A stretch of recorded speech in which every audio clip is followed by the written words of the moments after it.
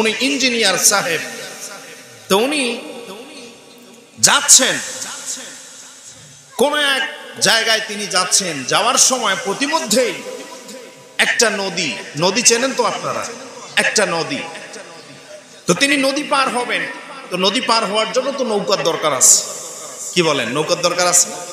তো ঘটনাক্রমে নৌকার মাঝি নৌকা নিয়ে নদীর ওপারে, আর যিনি ইঞ্জিনিয়ার উনি নদীর এপার থেকে শিক্ষিত মানুষ, জেনারেল শিক্ষায় শিক্ষিত, উনি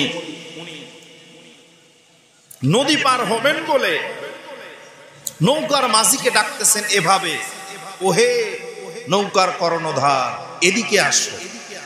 বুঝেন নাই? ওহে নৌকার কর্ণধার এদিকে আসো। এখন বেটা নৌকার মাঝি তো হচ্ছে মূর্খ মানুষ, কর্ণধার কি সে তো আর বোঝে না, এজন্য সে তার মনে বিড়ি খায় আর চুপচাপ থাকে, এইদিকে আর আসে না। এখন বেচারা তো বড় বিপদে পড়ে গেছে, নদী তো পার হতে হবে। পাশ দিয়ে যাচ্ছিলেন এক ভদ্রলোক, তিনি বুঝতে পারলেন ঘটনা কি। ওই গ্রামের মানুষ বললেন যে স্যার কি ব্যাপার? বললো যে আমি কর্ণধারকে ডাকতেছি, কর্ণধার তো আর শোনে না। বলতে বুঝতে পারছি, একটু অপেক্ষা করেন। উনি বললেন এই বেটা নৌকার মাঝি এদিকে আয়, ডাকতেছে শোনো না। তখন নৌকার মাঝির হুশ ফিরছে, যখন দুই চারটা গালিগালাজ দিয়েছে, তখন বেচারা নৌকা নিয়ে এপারে আসছে।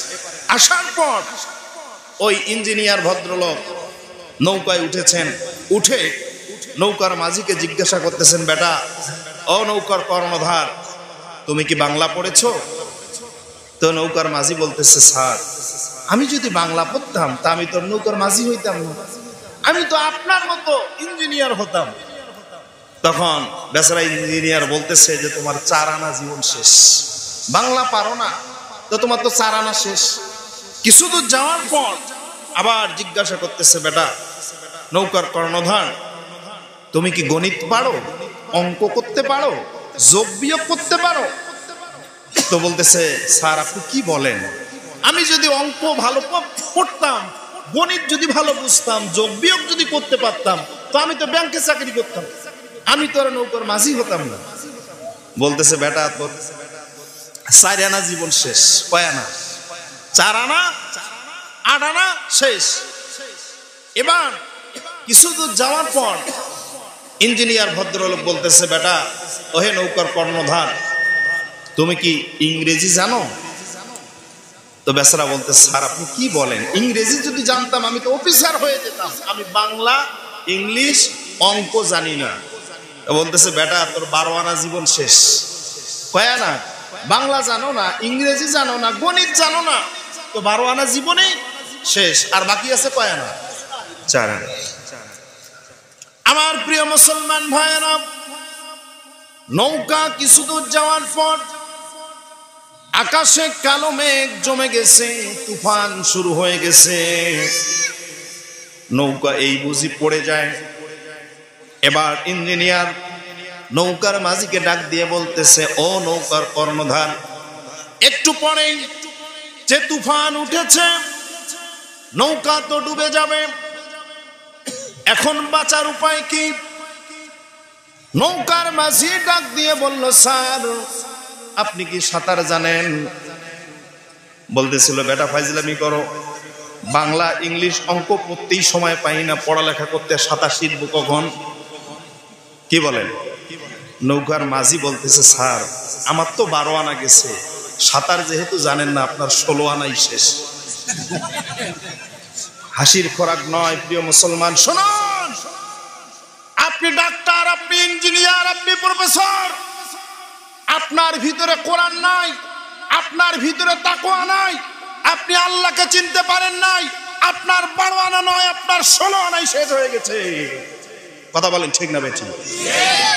এজন্য আজকে আলহামদুলিল্লাহ যারা মাদ্রাসার ছাত্র এবং শিক্ষক এবং এই মাদ্রাসায় যারা সহযোগিতা করেন, তারা পরকালীন জীবনের জন্য সফল হয়ে গেছে। সুবহানাল্লাহ। আমি এই কথা বলি না যে আপনি বাংলা পড়বেন না, ইংরেজি পড়বেন না, গণিত পড়বেন না, আমার কথা বোঝেন। আমি এই কথা বলি না, আপনি বাংলা পড়েন, ইংলিশ পড়েন, গণিত পড়েন, সব পড়েন, কিন্তু আপনার সন্তানকে কোরআন শিখান। আপনি ইঞ্জিনিয়ার বানিয়েছেন, ডাক্তার বানিয়েছেন, আপনার সন্তান কোরআন পড়তে পারে না, ওই নৌকায় ইঞ্জিনিয়ার সাহেবের যে দশা আপনারও একই দশা। কথা কি ভেজাল আছে?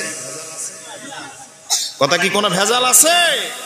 আসুন এবার শুরুরি আনফুসিনা ওয়া মিন সাইয়্যাতি আ'মালিনা মান ইয়াহদিহিল্লাহু ফালা মুদিল্লা লাহু ওয়া মান ইউদ্লিলহু ফালা হাদিয়া লাহু। আশহাদু আল লা ইলাহা ইল্লাল্লাহ ওয়া আশহাদু আন্না মুহাম্মাদান আবদুহু ওয়া রাসূলুহু আল্লাযী أرسل رسوله بالحق بشيرا ونذيرا وداعيا إلى الله بإذنه وسراجا وقمرا منيرا فقد قال الله تعالى في كلامه المجيد وفي فرقانه الحميد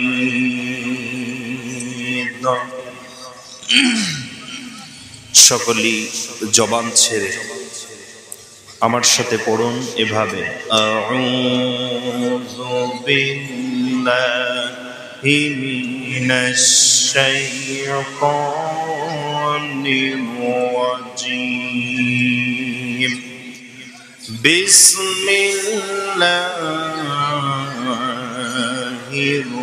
রাহমানির রাহিম قد أفلح المؤمنون الذين هم في صلاتهم خاشعون قال الله تعالى في كلامه المجيد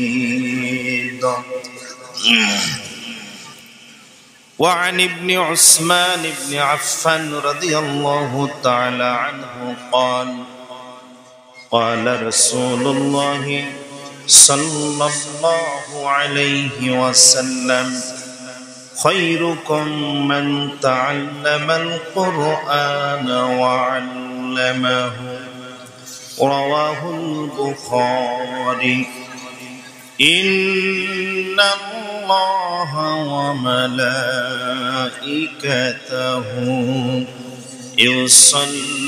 يصلون على النبي يا أيها الذين آمنوا صلوا عليه وسلموا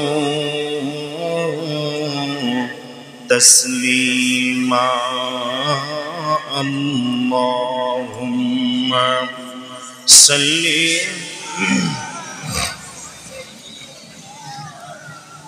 مولانا محمد وعلى آله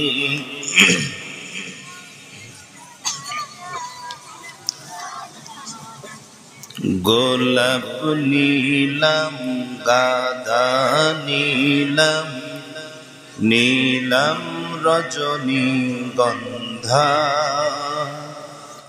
মনের সুখে মালা গেথেছি সকাল হতে সন্ধ্যা, একবার দেখা দাও যদি ও গো কামলিওয়ালা,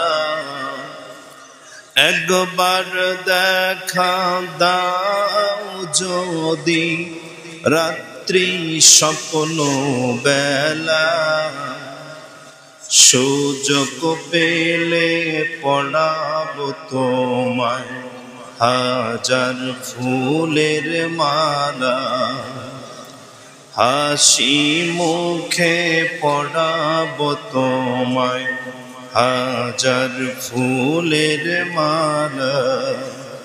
ইয়া রাসূলুল্লাহ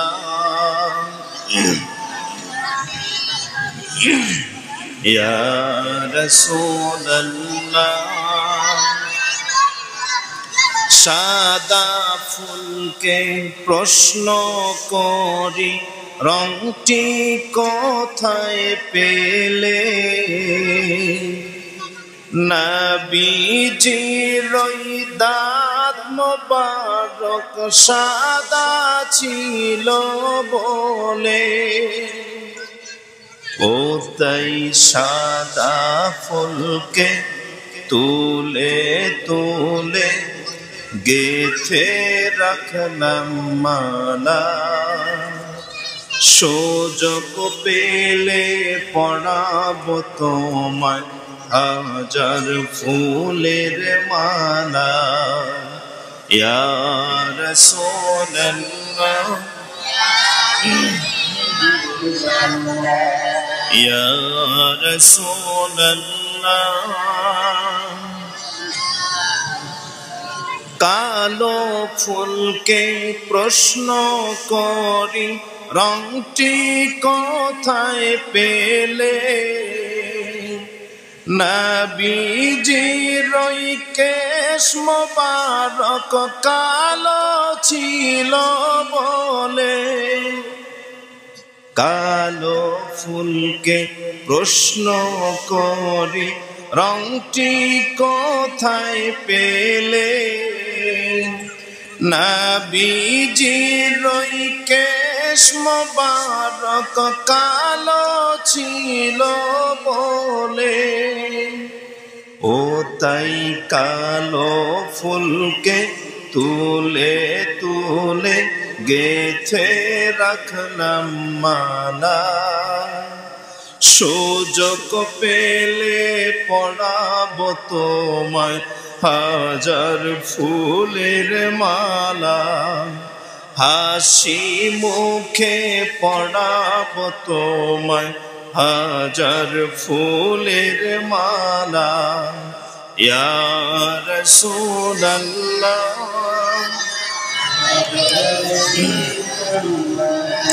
ইয়া রাসূলুল্লাহ,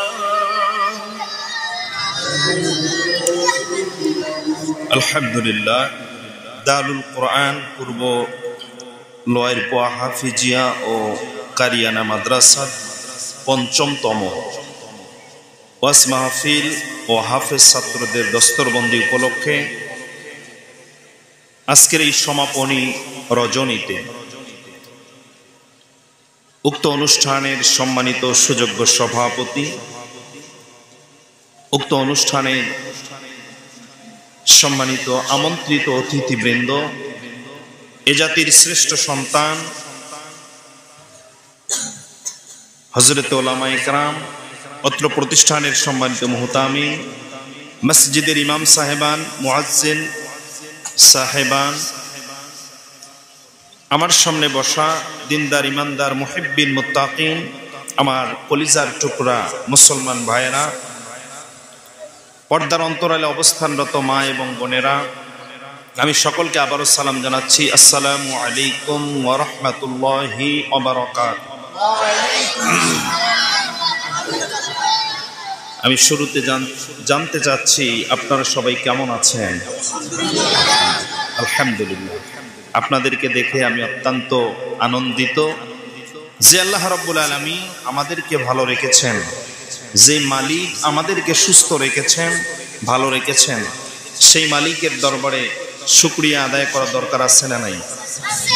এজন্য মন প্রাণ উজাড় করে দিয়ে কণ্ঠের সমস্ত শক্তি প্রয়োগ করে আকাশ বাতাস ভারী করে সেই মহান মালিক আল্লাহ সুবহানাহু ওয়া তাআলার দরবারে শুকরগুজার হচ্ছি। সকলে পড়ি নেই আলহামদুলিল্লাহ। আর একবার পড়ছি আলহামদুলিল্লাহ। দরুদ সালাম জানাই সর্বকালের সর্বযুগের সর্বশ্রেষ্ঠ মহামানব, মক্কার মতি, মদিনার জ্যোতি, দুকুলের সাথী, বিশ্বসভার সভাপতি, আপনার আমার প্রাণ প্রিয় নবী, যিনি শুয়ে আছেন মদিনায়, কেঁদেছিলেন উম্মতের মায়ায়, এখনো কাঁদেন মদিনায়, সেদিনও কাঁদবেন। সেই প্রাণ প্রিয় নবী, যিনি আমাদের কলিজার টুকরা নয়নের মণি, বিশ্ব নবী, তার উপর দরুদ সালাম জানাচ্ছি জনাবে মুহাম্মদুর রাসূলুল্লাহ সাল্লাল্লাহু আলাইহি ওয়াসাল্লাম। সম্মানিত উপস্থিতি, আমরা আজকের এই সমাপনী দিনে আমরা একত্রিত হতে পেরেছি। আমি অনেক দূর থেকে এসেছি, মুসাফির হালতে আছি। আল্লাহ রাব্বুল আলামিন অত্র প্রতিষ্ঠানের আজকের এই ওয়াজ মাহফিল ও দস্তরবন্দি উভয়েই এবং বক্তা এবং শ্রোতা উভয়ের জন্য যতটুকু আলোচনা হয়েছে পর্যন্ত, সর্বশেষ বক্তা এবং শ্রোতা উভয়েই যেন আল্লাহ পাকের মহান রহমত থেকে আমরা যেন রহমত প্রাপ্ত হতে পারি এবং এই আলোচনা সভা থেকে আমরা যেন হেদায়াত লাভ করতে পারি।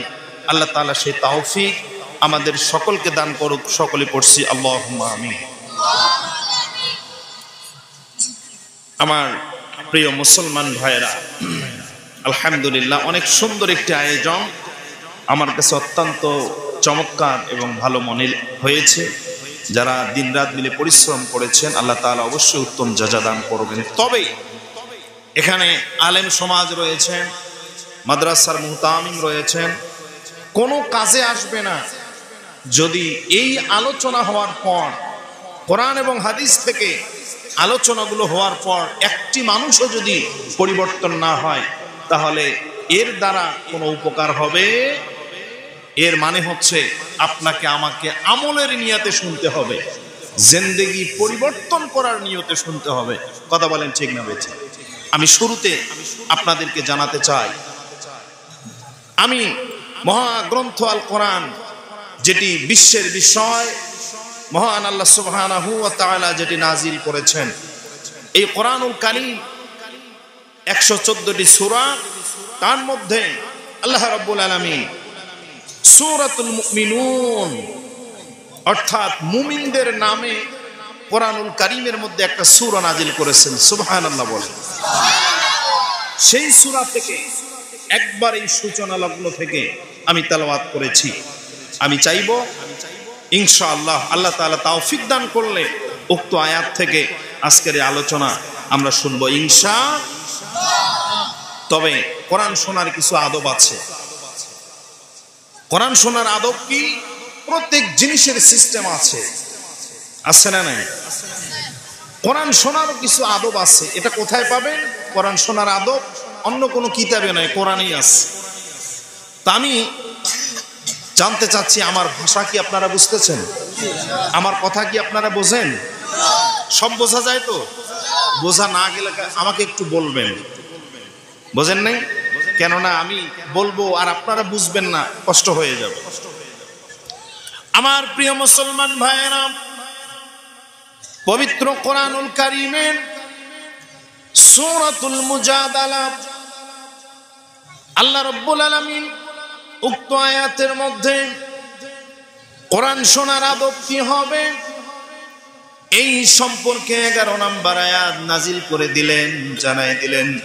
হে নবী, আপনি জানাই দেন, ইয়া আইয়ুহাল্লাযীনা আমানু ইযা ক্বিলা লাকুম তাফাসসাহু ফিল মাজালিস। আল্লাহু আকবার। আল্লাহ রাব্বুল আলামিন ডাক দিয়ে বলেন, ইয়া আইয়ুহাল্লাযীনা আমানু, ওহে তোমরা যারা ঈমান এনেছো, ইজা যখন, কিলা মানে হলো আলোচনা হবে, বলা হবে, লাকুম তাফাসসাহু ফিল মাজালিস ফাফসাহু ইয়াফসাহিল্লাহু লাকুম, যেই মজলিসের মধ্যে কোরআনের আলোচনা হবে, যেই মজলিসের মধ্যে হাদিসের আলোচনা হবে, আল্লাহ রাব্বুল আলামিন তার নবীকে জানাই দিলেন, নবীজি আপনি জানাই দেন যারা শ্রোতা হবে সামনের 1 ইঞ্চি পরিমাণ জায়গা ফাঁকা রাখবে না। চিল্লায় বলেন তো এই ঘোষণা কার? কে বলেছেন? কাকে বলেছেন? আমাদেরকে বলেছেন। আমরা যখন কোরআন শুনবো তখন সামনে কোনো ফাঁকা জায়গা রাখা যাবে। এজন্য আমি উদাত্ত আহ্বান জানাবো, যে সমস্ত ভাইরা বাহিরে আছেন, দাঁড়িয়ে আছেন, এত সুন্দর জান্নাতের বাগান, আপনাদের কাছে এটি মনে হতে পারে যে মাথার উপরে তিরপাল আছে আর 2 পাশে সামিয়ানা আছে। এটি মাথার উপরে তিরপাল আর সামিয়ানা, আর আপনার এটি মাঠ এখন নয়, হাদিসের ভাষায় এটি এখন জান্নাতের বাগান হয়ে গেছে। এজন্য এর চেয়ে বড় কপাল পোড়া আর কে হতে পারে যে জান্নাত ছেড়ে বাহিরে আছে? এর চেয়ে কপাল পোড়া কেউ হতে পারে? এজন্য আমি উদাত্ত আহ্বান জানাবো, যে সমস্ত ভাইরা বাহিরে আছেন, প্লিজ অল্প সময় আলোচনা হবে, 10টার মধ্যেই সম্ভবত আলোচনা শেষ হবে, একজনও বাহিরে থাকবেন না, সবাই একটু প্যান্ডেলের ভিতরে চলে আসেন, জিকির করেন লা ইলাহা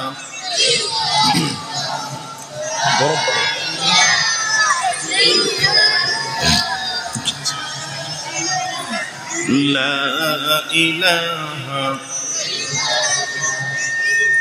লা ইলাহা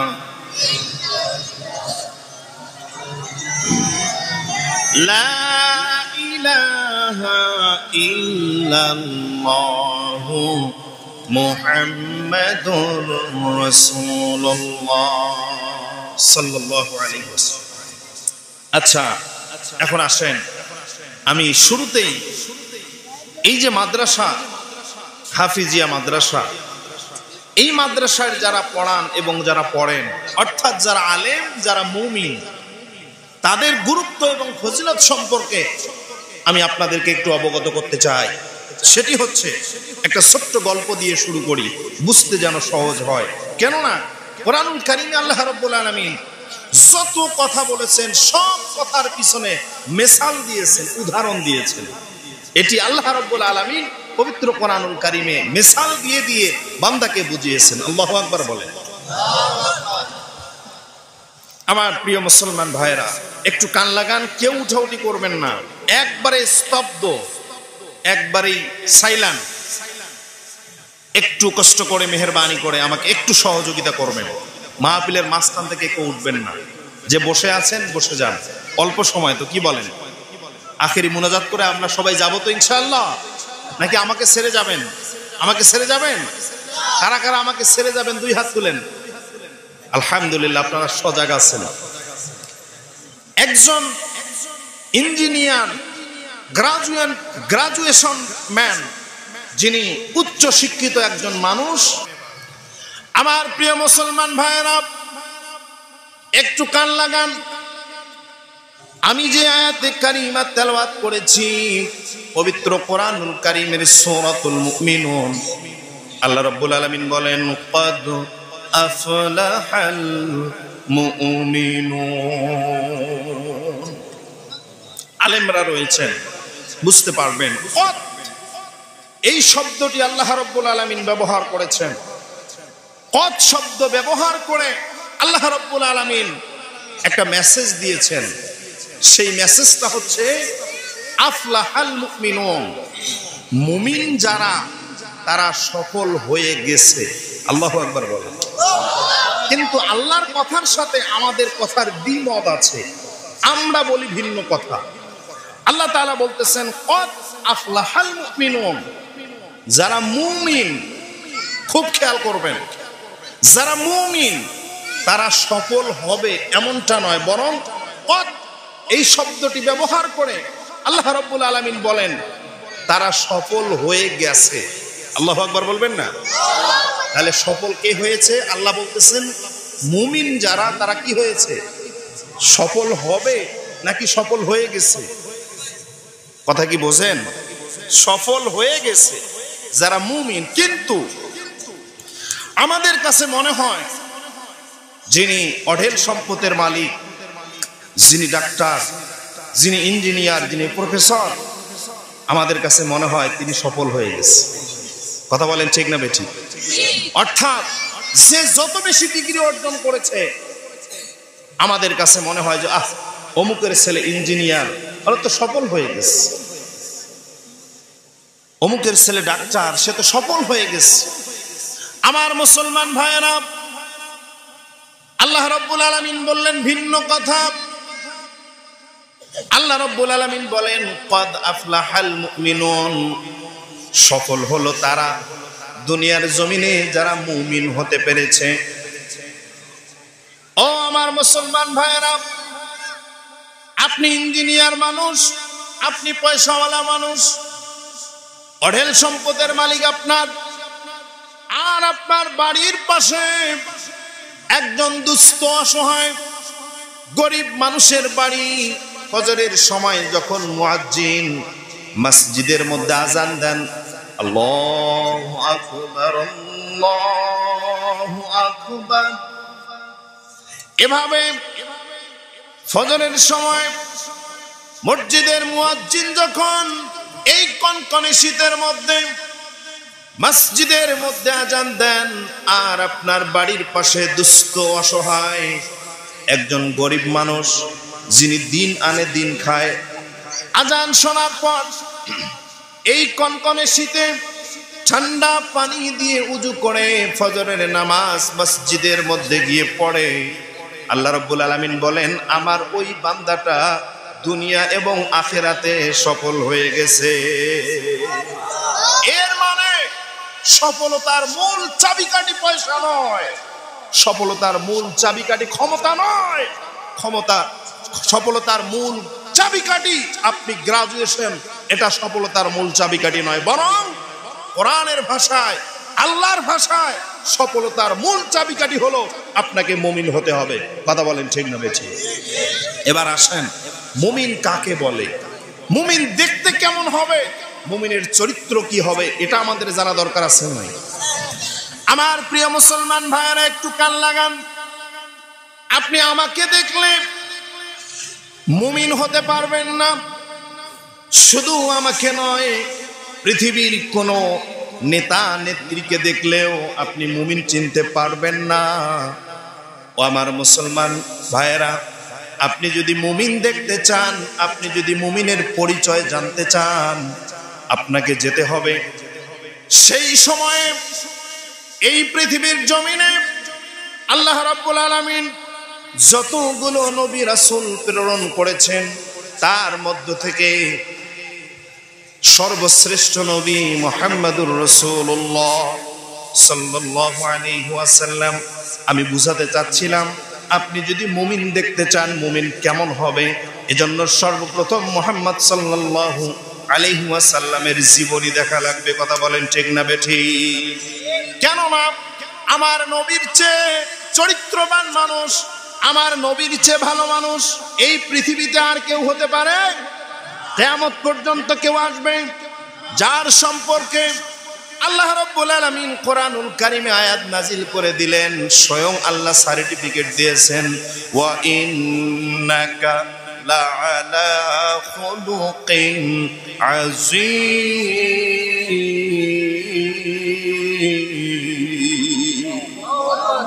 যার চরিত্রের সার্টিফিকেট দিয়েছেন স্বয়ং আল্লাহ, তিনি হলেন আমার নবী মুহাম্মদুর রাসূলুল্লাহ সাল্লাল্লাহু আলাইহি ওয়াসাল্লাম। তাহলে মুমিন দেখতে হলে আমার নবীকে দেখতে হবে, মুমিন চিনতে হলে আমার নবীকে চিনতে হবে। কথা বলেন ঠিক না বেঠিক? এরপর আমার মুসলমান ভাইরা, আপনি যদি মুমিনের চরিত্র দেখেন মুমিন কেমন হবে, কেননা আল্লাহ রাব্বুল আলামিন বলেছেন যারা মুমিন তারা সফল হয়ে গেছে। কোন মুমিনগুলো সফল হয়েছে, কোন মানুষগুলো সফল হয়েছে এটি জানার জন্য দ্বিতীয়ত আপনাকে জানতে হবে আল্লাহ রাব্বুল আলামিন বিশ্ব নবীজির মাধ্যমে বুইস্তু মুআল্লিমা, আমার নবী বলেন আমি হলাম শিক্ষক। বিশ্ব নবী সাল্লাল্লাহু আলাইহি ওয়াসাল্লাম কিছু ছাত্র তৈরি করেছেন, যেই ছাত্রগুলোর নাম হলো সাহাবা রাদিয়াল্লাহু আনহু ওয়া রাদু আন। আপনি যদি মুমিন দেখতে চান, আপনাকে সাহাবার জীবনী দেখতে হবে, সাহাবাদের জীবনী পড়তে হবে, তাহলেই আপনি প্রকৃত মুমিন খুঁজে পাবেন। কথা বলেন ঠিক না বেঠিক? যাদের মধ্যে কোনো ভেজাল নাই, যাদের সার্টিফিকেট দিয়েছেন স্বয়ং আল্লাহ রাদিয়াল্লাহু আনহু, আল্লাহ তাদের উপর সন্তুষ্ট আর তারাও আল্লাহর উপর সন্তুষ্ট। সুবহানাল্লাহ বলেন। তাহলে এবার আসেন, আমি আপনাদেরকে যে মেসেজটি দিতে চাচ্ছি সেটি হচ্ছে সফল হতে হবে। সফলতার মূল চাবিকাঠি হলো মুমিন। আর মুমিন চেনার জন্য আপনাকে মুহাম্মদুর রাসূলুল্লাহ সাল্লাল্লাহু আলাইহি ওয়াসাল্লাম এর জীবনী অনুসরণ করতে হবে, সাহাবা আজমাইনকে অনুকরণ করতে হবে, এছাড়া বাঁচার কোনো উপায়। আমার প্রিয় মুসলমান ভাইয়েরা, বোঝার সুবিধার্থে আপনাদেরকে বিশ্ব নবী সাল্লাল্লাহু আলাইহি ওয়াসাল্লাম কেমন ছিল, নবীজির জীবনী সবাই কম বেশি জানেন। শুধু এতটুকু বলি, মেরাজের চাঁদ, শবে মেরাজ, এই মেরাজের চাঁদে আমার নবী কেমন ছিল, নবী সম্পর্কে শুধু এতটুকু আপনাদেরকে মেসেজ দিতে চাই। হযরতে জিবরাইল আলাইহিস সালাম বিশ্বনবী সাল্লাল্লাহু আলাইহি ওয়াসাল্লামকে নিয়ে যখন আরশে মুআল্লার মধ্যে চলে গেলেন, এমন একটা জায়গার মধ্যে চলে গেলেন, জিবরাইল বললেন ইয়া রাসূলুল্লাহ, এই পর্যন্ত আমি আসতে পেরেছি, এর উপরে আর আমি যেতে পারবো না, এখন আপনাকে একা একা যেতে হবে। আল্লাহ রাব্বুল আলামিন বিশ্বনবী মুহাম্মদ সাল্লাল্লাহু আলাইহি ওয়াসাল্লামকে এত বেশি ভালোবাসতেন, যেই জায়গার মধ্যে কোনোদিন কেউ যেতে পারেনি, সেই আরশে মুআল্লার মধ্যে আমার নবী মুহাম্মদ সাল্লাল্লাহু আলাইহি ওয়াসাল্লাম চলে গেছে। এর চেয়ে বড় মর্যাদা আর কিছু হতে পারে? এবার আসেন, সাহাবা আজমাইনরা কেমন ছিল, মুমিন কাকে বলে, মুমিন কত প্রকার ও কি কি, কাকে দেখে আপনি মুমিন হবেন? ও আমার মুসলমান ভাইয়েরা, নবীর মধ্যে শ্রেষ্ঠ নবী মুহাম্মদুর রাসূলুল্লাহ সাল্লাল্লাহু আলাইহি ওয়াসাল্লাম। আদম আলাইহিস সালাম থেকে নিয়ে আজ পর্যন্ত কিয়ামত পর্যন্ত যত মানুষ আসবে, সব মানুষ, সব উম্মতের মধ্যে সর্বশ্রেষ্ঠ উম্মত হলো হযরত আবু বকর সিদ্দিক রাদিয়াল্লাহু সুবহান। অর্থাৎ নবীর মধ্যে আমার নবী সেরা। আর কিয়ামত পর্যন্ত যত মানুষ আসবে, সব মানুষের চেয়ে সেরা মানুষ হযরতে আবু বকর সিদ্দিক রাদিয়াল্লাহু তাআলা। আল্লাহু আকবার। এরপর বিশ্ব নবীজি সাল্লাল্লাহু আলাইহি ওয়াসাল্লাম আর একজন ছাত্র তৈরি করেছেন, যেই ছাত্র সম্পর্কে আপনারা সকলেই জানেন। এই পৃথিবীর জমিনে আল্লাহ রাব্বুল আলামিন 10 জন ব্যক্তির জন্য জান্নাত নির্ধারণ করে দিয়েছেন, সার্টিফিকেট দিয়েছেন, আশরায়ে মুবাশশারা।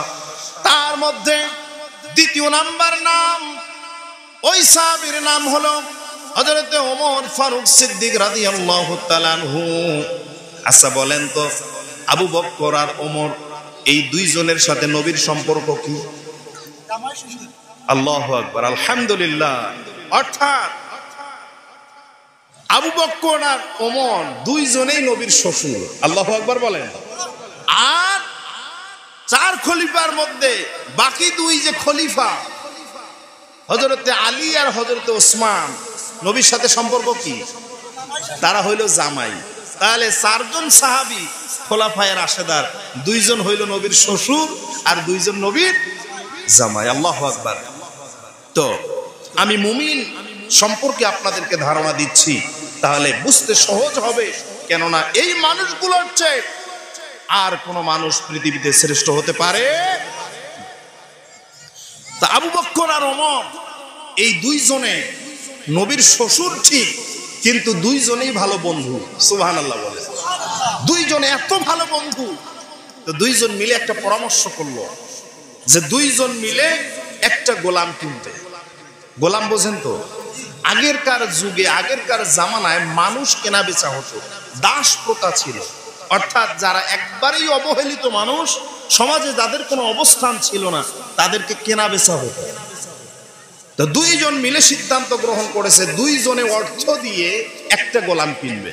কয়টা গোলাম? একটা গোলাম। তো নবীজিকে ছাড়া, নবীজির পরামর্শ ছাড়া তো কোনো কাজ তারা করে না।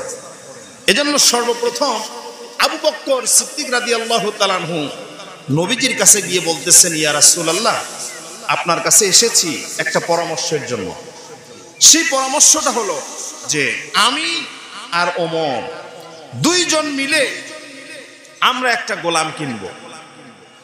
তো নবীজি আবু বকরকে বললেন যে আবু বকর, দেখো আপনি খুব নরম দিলের মানুষ, আর ওমর একটু কি গরম, ওমর একটু কি গরম। আপনি নরম আর ওমর হচ্ছে গরম, একটা গোলাম কিনবেন, দুই শ্বশুরের মধ্যে মারামারি লাগবে, তখন বিচার আমাকেই করা লাগবে।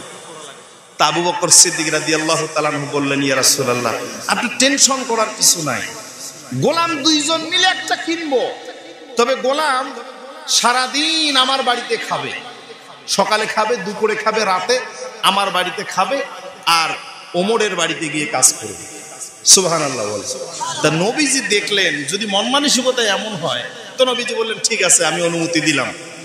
একটু পরেই ওমর আসলো, এসে বলল, ইয়া রাসূলুল্লাহ, আপনাকে ছাড়া তো কোনো কাজ করি না, ভাইজান আর আমি। ভাইজানকে?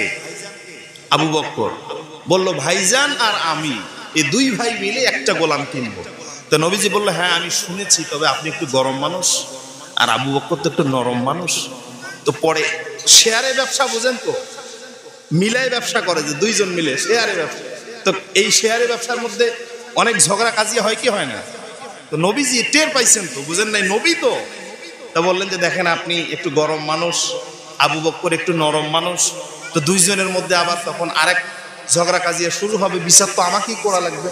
তো ওমর বলল, ইয়া রাসূলুল্লাহ, আপনার টেনশন করার কোনো কারণ নাই, আপনি ওই টেনশন করবেন না, গোলাম সারাদিন আমার বাড়িতে খাবে আর ভাইজানের বাড়িতে গিয়ে কাজ করবে। সুবহানাল্লাহ বলে। নবীজি দেখলেন যে দুইজনেরই কি মন মানসিকতা ভালো। তো নবীজি বললেন, ঠিক আছে, যাও, অনুমতি দিলাম। সকালবেলা হযরত আবু বকর সিদ্দিক রাদিয়াল্লাহু তাআলা আনহু গোলাম দুইজন মিলে বাজারে গেছেন, গোলাম কিনে এনে গোলামকে নিয়ে আবু বকর বাড়িতে গেছে। বাড়িতে যাওয়ার পর সকালের নাস্তা, ওমরকে বলল যে সকালের নাস্তাটা আমার বাড়িতে করুক। সকালের নাস্তা গোলাম আবু বকর সিদ্দিক রাদিয়াল্লাহু তাআলা আনহুর বাড়িতে সকালের নাস্তা সেরে গোলামকে বলল, গোলাম শোনো, তুমি এবার ওমরের বাড়িতে চলে যাও, খাবে আমার বাড়িতে আর কাজ করবে কার বাড়িতে? ওমরের বাড়িতে। গোলাম আবু বকর সিদ্দিক রাদিয়াল্লাহু তাআলা আনহুর বাড়িতে সকালের নাস্তা করে ওমরের বাড়িতে গিয়ে দেখে ওমর রাদিয়াল্লাহু তাআলা আনহু আরো একটা বড় দস্তরখান নিয়ে বসে আছে। সুবহানাল্লাহ বলে। তা গোলাম বলল, আমার কাজ কি? ওমর বলল, তোর কাজ হলো শুধু খাওয়া। এবার গোলাম ওমরের বাড়িতে গিয়ে খেতে বসছে। এই সকালের খাওয়া দাওয়া আবু বকরের বাড়িতে, ওমরের বাড়িতে গিয়ে সকালের নাস্তা পানি খাওয়া দাওয়া করতে মিলতে দুপুর হয়ে গেছে। গোলাম ডাক দিয়ে বলল, মালিক, ওমর, খাওয়া তো হয়ে গেছে, কাজ কি? ওমর রাদিয়াল্লাহু তাআলা আনহু ডাক দিয়ে বললেন, গোলাম রে, তোমার কাজ হলো এবার তুমি আবু বকরের বাড়িতে যাও, ভাইজানের বাড়িতে যাও, ভাইজান যা বলে তাই করবে, এটাই হচ্ছে তোমার কাজ। গোলাম দুপুর বেলা আবু বকর সিদ্দিক রাদিয়াল্লাহু তাআলা আনহুর বাড়িতে এসে হাজির। এসে দেখেন আবু বকর সিদ্দিক রাদিয়াল্লাহু তাআলা আনহু দুপুরের খাবার নিয়ে রেডি। গোলাম এবার দুপুরের খাওয়া আবু বকরের বাড়িতে খাওয়া দাওয়া শেষ করে গোলাম বলল, মালিক, আমার কাজ কি? আবু বকর সিদ্দিক রাদিয়াল্লাহু তাআলা আনহু বললেন, গোলাম রে, আমার বাড়িতে কোনো কাজ তোমাকে করতে হবে না, ওমরের বাড়িতে যাও। সুবহানাল্লাহ বলবেন না? গোলাম তো বড় বিপদে। ওমরের বাড়িতে গিয়ে দেখে দুপুরের খাবার, সুবহানাল্লাহ, আরো বেশি খাবার নিয়ে ওমর বসে আছে। গোলাম বড় বিপদে। বিশ্ব নবীজির কাছে গোলাম গিয়ে বলল, ইয়া রাসূলুল্লাহ, ইয়া হাবিবাল্লাহ, একটা মাস হয়ে যায় আমার কোনো কাজ নাই। আপনার দুই শ্বশুর, মানে গোলাম দাস বোঝেন তো, শরীর খুব চিকনা চাকনা থাকে, তো খাইছে এক মাস, খেয়ে দিয়ে একবারে শরীর ভারী হয়ে গেছে, মোটা হয়ে গেছে। তো নবীজিকে গিয়ে বলতেছি, ইয়া রাসূলুল্লাহ, আমি খাইতে খাইতে মরবো, অবস্থা আমার এমন। তো নবীজি বলল, গোলাম টেনশন করার কোনো কারণ নাই, সামনে যুদ্ধের দামামা বেজে গেছে, তোমাকে যুদ্ধের ময়দানে যেতে হবে, তখন কাজ আছে, একটু অপেক্ষা করো। আপনারা উঠতেছেন কেন? এই যে কোথায় যাচ্ছেন? আসবেন না আবার? হ্যাঁ, আবার আসবেন, প্রয়োজনে যাবেন, আবার আসবেন, একজন মানুষও উঠবেন না, নাকি বলেন? ইনশাআল্লাহ। উঠলে এটি কোরআনের সাথে বেয়াদবি হয়ে যায়। একদম নিস্তব্ধ, খুব বেশি প্রয়োজন হলে যাবেন, না হলে চুপচাপ বসে থাকবেন। খুব বেশি খারাপ লাগলেও আমাকে বলবেন, আমি মুনাজাত করে দেব, কিন্তু উঠাউঠি করা যাবে না, এটা আদবের খেলাফ। আমার প্রিয় মুসলমান ভাইয়েরা, যুদ্ধের দামামা বেজে গেল। বিশ্ব নবীজি গোলামকে ডাক দিয়ে বলল, গোলাম, আগামীকাল ফজরের নামাজের পর তোমার ডিউটি শুরু, তোমার কাজ শুরু। বললেন, ইয়া রাসূলুল্লাহ, কি কাজ? নবীজি বললেন, আগামীকালকে যেই কাফেলা রওনা করবে যুদ্ধের ময়দানে, সেই কাফেলার সভাপতি আর সেক্রেটারি আবু বকর আর ওমর, তোমার মালিক, তাদের যতগুলো বেডিং আছে সব বেডিং তোমাকে নিয়ে যেতে হবে, পারবে না? তো গোলাম বলল, আপনি বলেন কি? আমি তো এক মাস ধরে খালি খাই, পাবো না মানে? যত বেডিং আছে, যত বস্তা আছে, সব নিয়ে যাব। তো নবীজি বলল, ঠিক আছে, ফজরের পর প্রস্তুত থাকবে। ফজরের নামাজের পর গোলাম নবীজির কাছে এসে কান্না করতেছে, নবীজিকে বলতেছি, ইয়া রাসূলুল্লাহ, আপনি বললেন কি আর হইল কি? আপনি বললেন কি আর হইল কি? নবীজি বলল, কেন, কি হয়েছে? নবীজি বললেন, গোলাম রে, কি হয়েছে?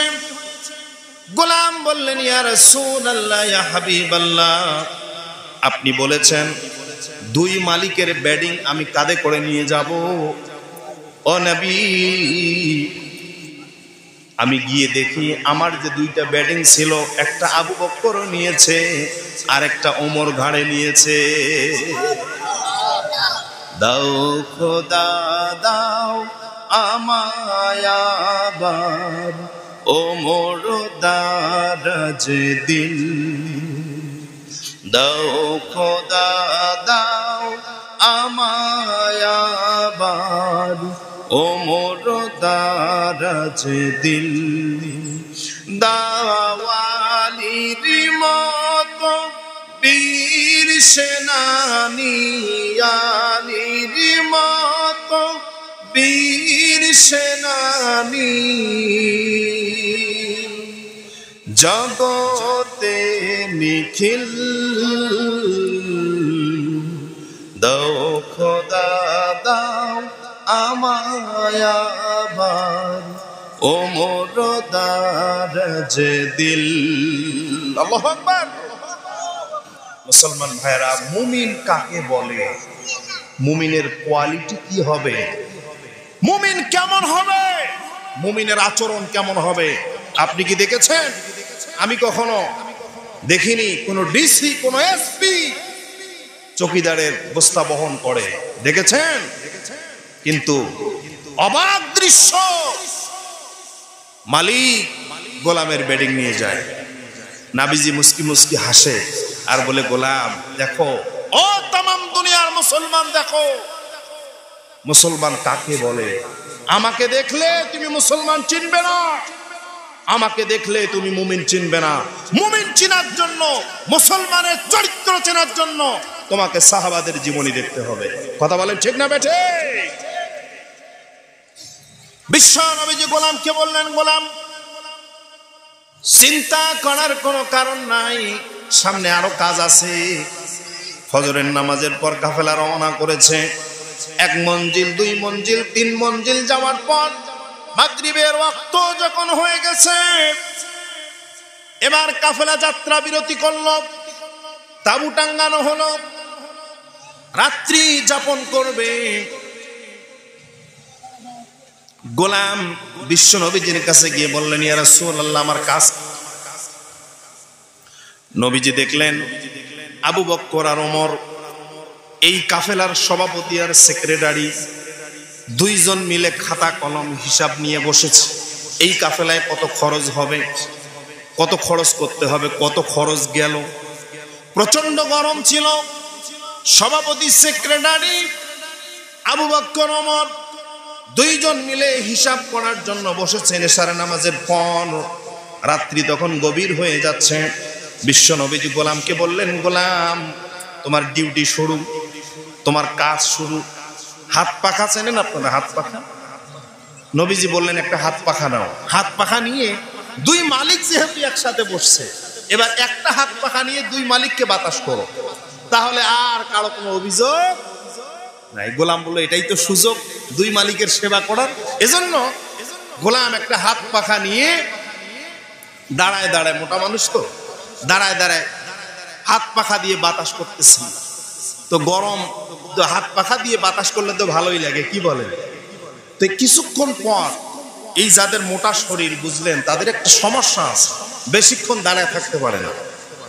একটুতেই কি শরীর হাফসায় যায়। অর্থাৎ যারা মোটা মানুষ, মন খারাপ করবেন না, উঠলে বসতে পারে না, বসলে উঠতে পারে না, অবস্থাটা এমন কিনা। তো মোটা মানুষ তো কিছুক্ষণ দাঁড়ায় থেকে বাতাস করতে করতে বসে বসছে। এবার বসে বসে বাতাস করতেছে। আর সভাপতি আর সেক্রেটারি আবু বকর আর ওমর দুইজন মিলে কাফেলার হিসাব কিতাব করতেছে।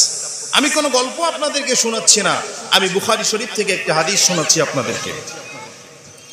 গোলাম তো খুব মোটা হয়ে গেছে। তো মোটা মানুষ বসলেও সমস্যা, বুঝলেন, কিছুক্ষণ বসে থাকলেই ঘুম চলে আসে। কি আসে না? আসে না? আপনাদের এদিকে মনে হয় আসে না, আমাদের ওইদিকে আসে। কিছুক্ষণ যদি কোথাও একটা হেলান দিয়ে বসছেন, মসজিদের মধ্যে, বিশেষ করে মসজিদের মধ্যে যদি হেলান দিয়ে বসছে, ইমাম সাহেব জুমার খুতবা পড়ে আর উনি স্বপ্নে উল্টায় পড়ে মসজিদের মধ্যে, এরকম মুসল্লি আছেন? আমি গোলাম বসে বসে কিছুক্ষণ পাকা হাঁকাতে হাঁকাতে কোন সময় সিধ হয়ে উল্টে পড়ে ও নিজে ঘুমায় গেছে, ও নিজেও জানে না। আল্লাহু আকবার বলেন। তো মালিক দুইজন, কে কে? আবু বকর আর ওমর। গোলাম সিধ হয়ে ওদি ঘুমায় পড়ছে। তা আবু বকর তো খুব নরম দিলের মানুষ, কিচ্ছু কয় না। ওমর তো একটু গরম মানুষ, তো গোলামকে আর কিছু বলে না।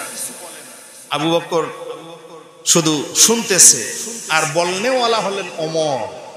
ওমর বলতেছে, ভাইজান, এটা একটা কথা হইল, আর একটা মাস ধরে কত খাওয়াইলাম তারে, আজকে এরকম একটা গরম, একটু পাকাড়া দিয়ে যদি বাতাস করতো, তা আমাদের গোলামটা বড় অলস।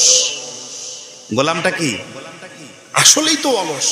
আবার সব কথা গোলামের পক্ষে ওমরই বলতেছে, শুনতেছে কে? আবু বকর বলতেছে, পাখা না হয় না হাঁকাও। আরে বেটা, 2 রাকাত তাহাজ্জুদের নামাজ পড়লো তো কাজ হইত, তা আমাদেরকে কি পাকা হাঁকাবে? ওই সিধ হয়ে পড়ে গেছে। আবু বকর কোনো কথা বলে না, শুধু চুপ করে শুনতেছে। ফজরের ওয়াক্ত হয়ে গেল। ফজরের নামাজ অনুষ্ঠিত হয়ে যাওয়ার পর বিশ্বনবীজি গোলামকে ডাক দিলেন, গোলাম এদিকে আসো।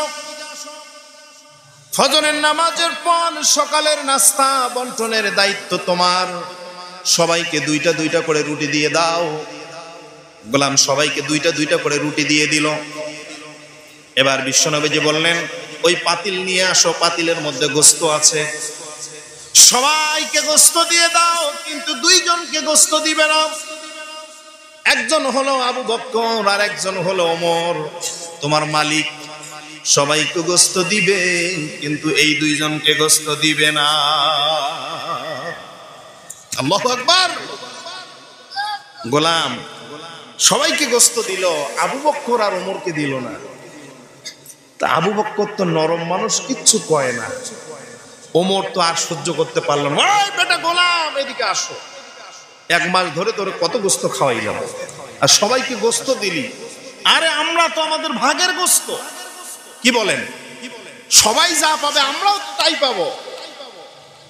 এত গোস্ত তোমারে খাওয়াইলাম, আর তুমি আজকে আমাদেরকে গোস্ত দিলে না।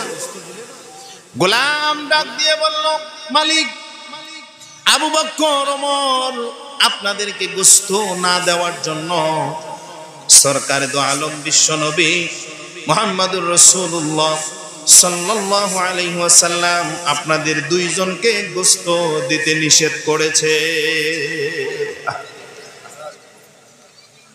ওমর আবু বকর কেঁদে ফেললো, নবীজি গোশত দিতে নিষেধ করেছে, নিশ্চয়ই কোনো ঝামেলা হয়েছে।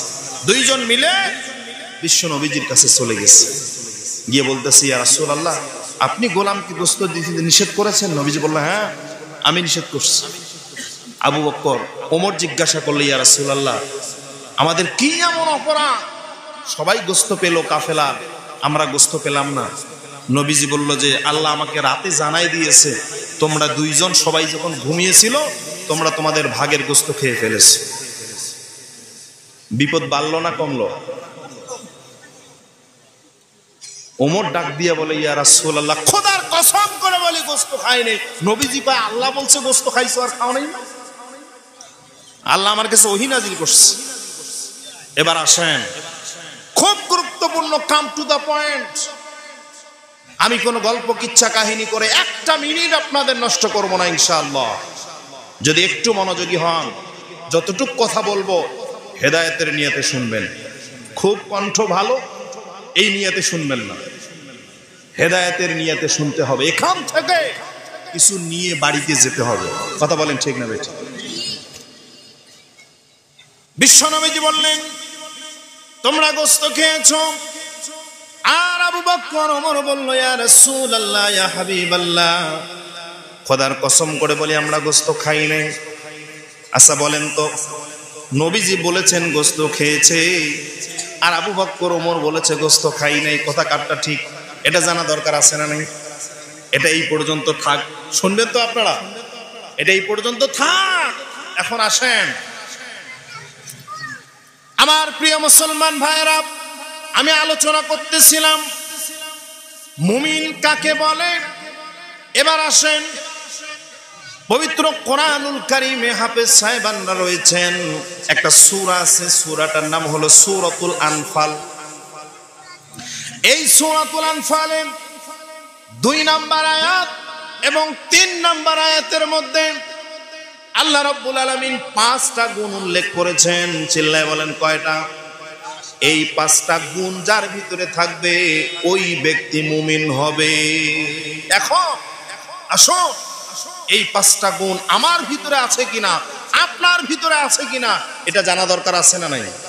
এ ভাই শোনো, আপনি সফল হবেন তখন যতক্ষণ না আপনি মুমিন হবেন। এছাড়া সফল হতে পারবেন? কোরআনুল কারীমের মধ্যে আল্লাহ রাব্বুল আলামিন সূরাতুল আসরের মধ্যে বলেন, ওয়াল আসর ইন্নাল ইনসানা লাফি খুসর, নিশ্চয় ইনসান, সব মানুষ ক্ষতির মধ্যে আছে, ইল্লাল্লাযিনা আমানু, তবে যারা মুমিন হতে পেরেছে তারা সফল। আল্লাহু আকবার বলেন।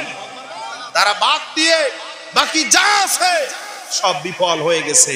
এজন্য আজকের আলোচনা থেকে আমাদেরকে বুঝতে হবে আমি সফল না বিফল। আমি যদি বিফল হই তাহলে সফলতার জন্য কি কি করা দরকার। আসুন এবার সূরাতুল আনফাল।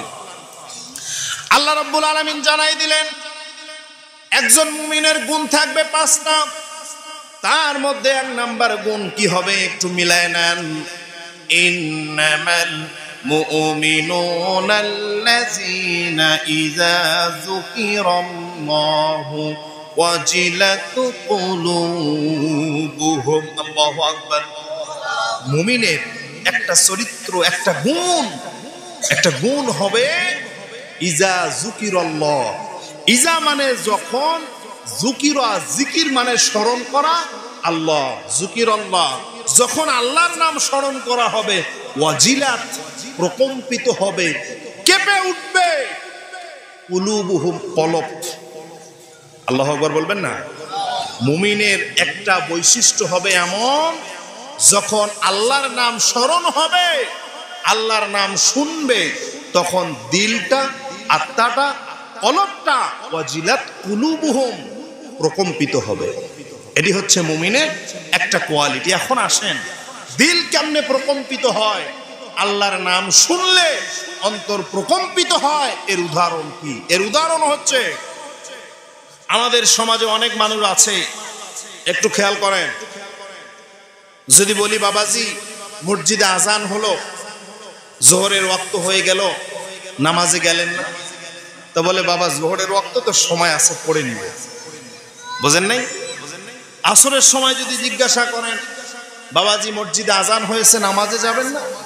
আসরের নামাজ তো সময় যেহেতু একটু আছে, পড়ে নিব। আছে না নাই?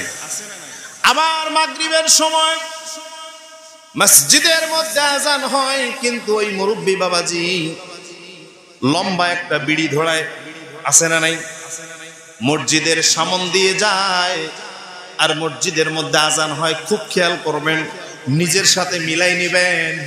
সূরাতুল আম্বিয়া 10 নম্বর আয়াত, লাকাদ আনজালনা ইলাইকুম কিতাবান ফীহি যিকরুকুম আফালা তাকিলুন। সূরা আম্বিয়ার 10 নম্বর আয়াতে আল্লাহ রাব্বুল আলামিন বলেন এই কোরআনটা হলো আয়না। এই কোরআন কি? আয়না। এখানে সব মানুষের কথা বলা আছে। তোমরা তোমাদের জীবন যদি পরিবর্তন করতে চাও তাহলে এই কোরআন থেকে তোমাদের সমাধান নাও। সুবহানাল্লাহ বলেন। বলেন তো সব সমস্যার সমাধান দিতে পারে আল কোরআন। সমাধান চাও যদি জীবনে মরণে, ফিরে যাও খুঁজে নাও চোখ রাখো কোরআনে। আল্লাহু আকবার। পারেন না আপনারা? বলেন সমাধান চাও যদি জীবনে মরণে, ফিরে যাও খুঁজে নাও চোখ রাখো কোরআনে। তবেই পাবে সুখ শান্তির ঠিকানা, তবেই পাবে সুখ শান্তির ঠিকানা, যদি মেনে নাও তুমি মনে প্রাণে সমাধান। সমাধান চাও যদি জীবনে মরণে, ফিরে যাও খুঁজে নাও চোখ রাখো কোরআনে। এ বাণী সকলের নয় শুধু মুমিনের, যারাই চলবে মেনে ফল পাবে কোরআনের। আল্লাহু আকবার। এই কোরআন শুধু মুমিনদের জন্য নয়, এই কোরআন তামাম দুনিয়ার মানুষদের জন্য নিয়ামত। যারা এই কোরআন মেনে নিবে তারাই সুখ পাবে, তারাই শান্তি পাবে। কিন্তু আমরা মুসলমান কোরআনটাকে বুঝতে পারি না। কথা বলেন ঠিক না বেঠিক? এ বাণী সকলের নয় শুধু মুমিনের, যারাই চলবে মেনে ফল পাবে কোরআনে। আমার প্রিয় মুসলমান ভাইরা, যে কথাটি বুঝাতে চেয়েছিলাম, অন্তর কেমনে প্রকম্পিত হয় আল্লাহর নাম শুনলে, বুঝতে সহজ হবে। তুর্কিস্তানে জন্মগ্রহণ করেছেন আব্দুল্লাহ ইবনে মুবারক রাহমাতুল্লাহি আলাইহি। একটু কান লাগান, আমি কোরআনের ব্যাখ্যা বুঝাতে যাচ্ছি। ওয়াজিলাত কুলুবুহুম, অন্তর প্রকম্পিত কাকে বলে? আব্দুল্লাহ ইবনে মুবারক, মুহাম্মদ ইবনে আব্দুল্লাহ, আমার নবীর নাম হলো মুহাম্মদ ইবনে আব্দুল্লাহ। খুব খেয়াল করবেন, মুহাম্মদ ইবনে আব্দুল্লাহ অর্থাৎ আরবিতে যখন নামের বর্ণনা দেওয়া হয় তখন নামটা শুরুতে থাকে, বাপের নামটা পরে থাকে। মুহাম্মদ ইবনে আব্দুল্লাহ মানে আব্দুল্লাহর বেটা মুহাম্মদ। বুঝেছেন? মুহাম্মদ ইবনে আব্দুল্লাহ মানে আব্দুল্লাহর বেটা মুহাম্মদ। ঠিক তেমনই ভাবে আব্দুল্লাহ ইবনে মুবারক, এবার বলেন মুবারকের বেটা আব্দুল্লাহ। মুবারকের বেটার নাম কি? আব্দুল্লাহ। তা আব্দুল্লাহ ইবনে মুবারক রাহমাতুল্লাহি আলাইহি অঢেল সম্পদের মালিক ছিলেন, কোটি কোটি টাকার সম্পদ ছিল। কেন? শুনুন, আব্দুল্লাহ ইবনে মুবারক অর্থাৎ মুবারক সাহেব যিনি, উনি অত্যন্ত গরিব মানুষ ছিলেন। কতটা গরিব ছিলেন জানেন? তিনি একটা আনার বাগান, ডালিমের বাগানের পাহারাদার ছিল। মুবারক সাহেব, আপনার আলোচনাটা বুঝতে সহজ হবে, আব্দুল্লাহ ইবনে মুবারককে চিনতে সহজ হবে, এজন্য ওনার বাপের হিস্ট্রিটা একটু বলে নিন। উনি ছিলেন একটা বাগানের পাহারাদার।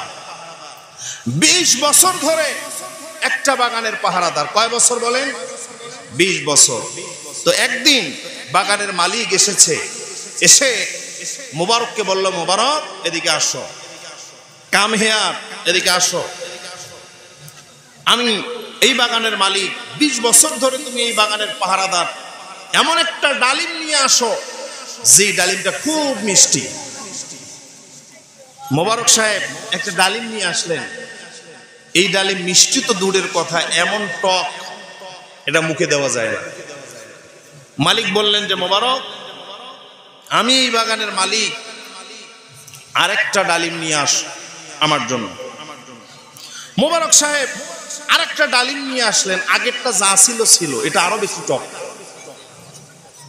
তো মালিক বলল, মোবারক আমার সাথে ফাজলামি করো, আমি এই বাগানের মালিক, আমি তোমার কাছে চাইলাম যে একটা সুন্দর মিষ্টি ডালিম আমাকে খাওয়াও, আর তুমি এমন টকওয়ালা ডালিম দিলে, এটা তো খাওয়া যায় না। তো বলল, স্যার, ও বাগানের মালিক, আপনি আমাকে পাহারা দিতে বলেছেন 20 বছর ধরে। খুব খেয়াল করবেন, মুসলমান, ইতিহাস আর ঐতিহ্য ভুলে যাওয়ার কারণে আজকে আমাদের অধপতন। এই অধপতনের জন্য অন্য কেউ দায়ী নয়, এই অধপতনের জন্য মুসলমানই দায়ী। কথা বলেন ঠিক না বেঠে? কাকে দোষ দেবেন? আগে নিজের দোষ খোঁজেন। নিজের বাড়িতে আগুন লাগছে, নিজের বাড়ির আগুন আগে নেভান। নিজের কপাল পুড়েছে, 20 বছর ধরে এই বাগানের পাহারাদার তুমি, আমি বাগানের মালিক, আমাকে একটা মিষ্টি ডালিম খাওয়াতে পারলে না? মোবারক বলল, মালিক, আপনি আমাকে বাগানের পাহারা দিতে বলেছেন, কিন্তু কোন গাছের ডালিম মিষ্টি এটা তো আমি জানি না। মালিক বলল, আশ্চর্য ধরনের কথা, 20 বছর ধরে বাগানের ডিউটি করো, তুমি জানো না? বললো যে না, আমি কোন বাগানের কোন গাছ থেকে 20 বছরে একটা ডালিম আমি খাই নাই। আল্লাহু আকবার বলেন।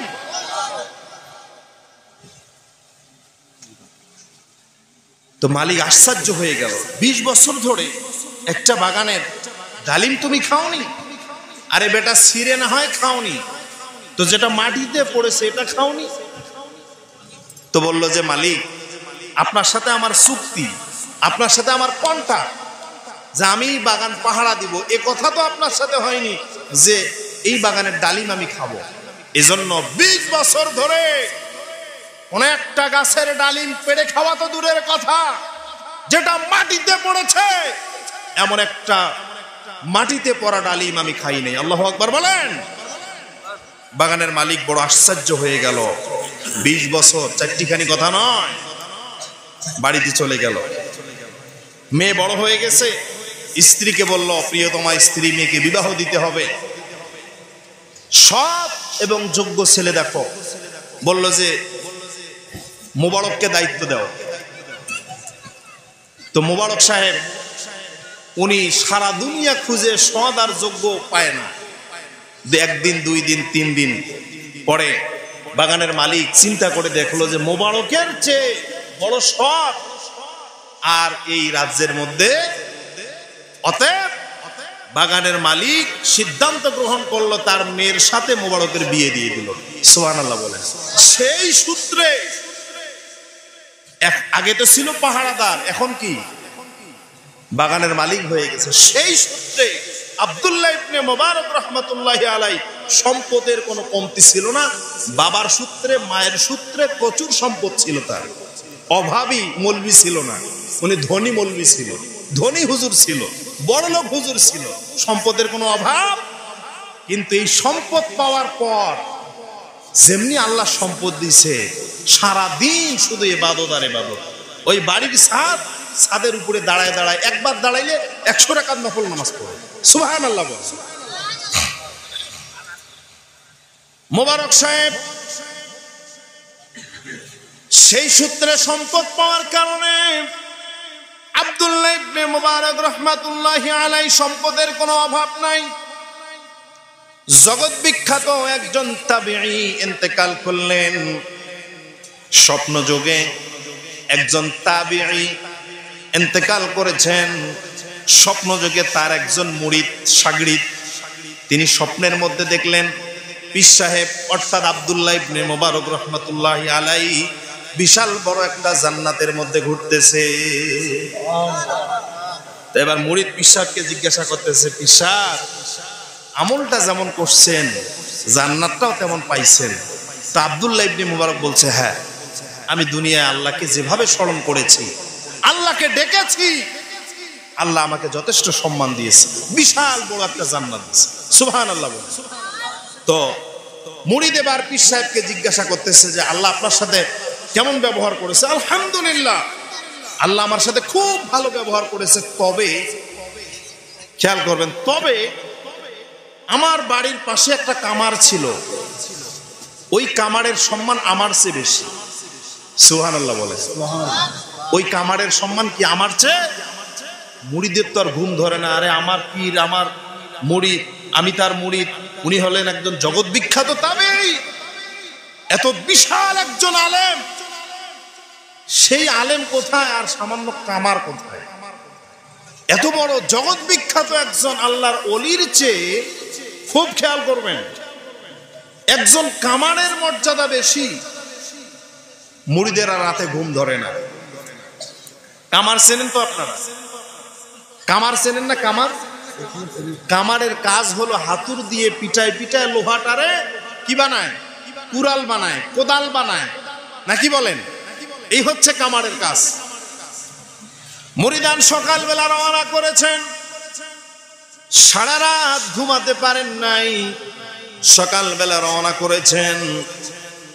সকালবেলা ওই কামারের বাড়িতে গেছেন, পদ্মার অন্তরাল থেকে ডাক দিছেন, বোন বাড়িতে আসো নাকি? কামারের স্ত্রী ডাক দিল, হ্যাঁ কি হয়েছে? মুরিদ এবার জিজ্ঞাসা করলো, বোন তোমাকে কিছু প্রশ্ন করতে চাই। তোমার স্বামী তো একজন কামার ছিল। বললে, হ্যাঁ আমার স্বামী একজন কামার। ও বোন, তোমার স্বামী এমন কি ভালো আমল করেছে আমাকে কি একটু জানাবে নাকি? পর্দার অন্তরাল থেকে ওই বোন বলল, হ্যাঁ আমার স্বামীর দুইটা আমল আমার খুব মনে পড়ে। চিল্লায় বলেন, কয়টা? দুইটা আমল খুব মনে পড়ে। স্ত্রী ডাক দিয়ে বলল, ও আল্লাহর বান্দা, আমার স্বামী যখন লোহার মধ্যে বাড়ি মারত আর হাতুরটা যখন মাথার উপরে উঠাতো তখন বলতো লা ইলাহা, আর যখন বাড়ি মারতো তখন বলতো ইল্লাল্লাহ, আল্লাহু আকবার, লা ইলাহা ইল্লাল্লাহ, লা ইলাহা, লা ইলাহা, জোরে লা ইলাহা ইল্লাল্লাহ, লা ইলাহা ইল্লাল্লাহ। স্ত্রী ডাক দিয়ে বলল, এটা ছিল এক নাম্বার আমল। আর দ্বিতীয় নাম্বার হলো, মুসলমান শোনো, ওয়াজিলাত কুলুবুহুম, অন্তর কেমনে প্রকম্পিত হয়। আমার স্বামী কামার ছিল, নামাজের ওয়াক্ত যখন হয়ে যেত হাতুর দিয়ে বাড়ি মারবে বলে হাতুরটা যখন মাথার উপরে উঠাতো, মাথার উপরে উঠানোর পর মসজিদের মধ্য থেকে মুয়াজ্জিন যখন আজান দিত, আল্লাহু আকবার আল্লাহু আকবার, মুয়াজ্জিনের আজান শোনার সঙ্গে সঙ্গে ওই হাতুরটা চাইলেই সামনে লোহার মধ্যে বাড়ি মারতে পারতো কিনা? কিন্তু আমার স্বামী মসজিদের মধ্যে মুয়াজ্জিনের কণ্ঠে আজান শোনার পর আর ওই হাতুর দিয়ে সামনে বাড়ি না মেরে আজান শোনার সঙ্গে সঙ্গে হাতুরটা পিছনে ফেলে দেয়। পিছনে ফেলে দিয়ে লাব্বাইক আল্লাহু আকবার লাব্বাইক বলে মসজিদের মধ্যে চলে যায়। আমার স্বামীর এই গুণটা আমি দেখতে পেয়েছি, সুবহানাল্লাহ। এর নাম হচ্ছে ওয়াজিলাত কুলুবুহুম, অর্থাৎ অন্তরটা প্রকম্পিত হবে মসজিদের মধ্যে যখন আজান হবে। আজান শোনার সঙ্গে সঙ্গে আপনার দিল, আপনার মন বলবে না এখন নামাজে যেতে হবে, আজান হয়ে গেছে। যদি এমন দিল হয়, আপনার মন যদি বলে মসজিদের আজান শোনার পর আপনার মন যদি নামাজের দিকে ঝুঁকে, বুঝবেন মুমিন হওয়ার একটা গুণ, একটা কোয়ালিটি আপনি অর্জন করতে পারছেন। এখন নিজের জীবনের সাথে মিলায় নেন, আজান শুনলে মসজিদে মন যেতে চায় কি চায় না? যদি আজান শুনে মন মসজিদে যেতে চায়, বুঝবেন আপনি মুমিন হওয়ার জন্য একটা কোয়ালিটি অর্জন করেছেন। সুবহানাল্লাহ বলেন।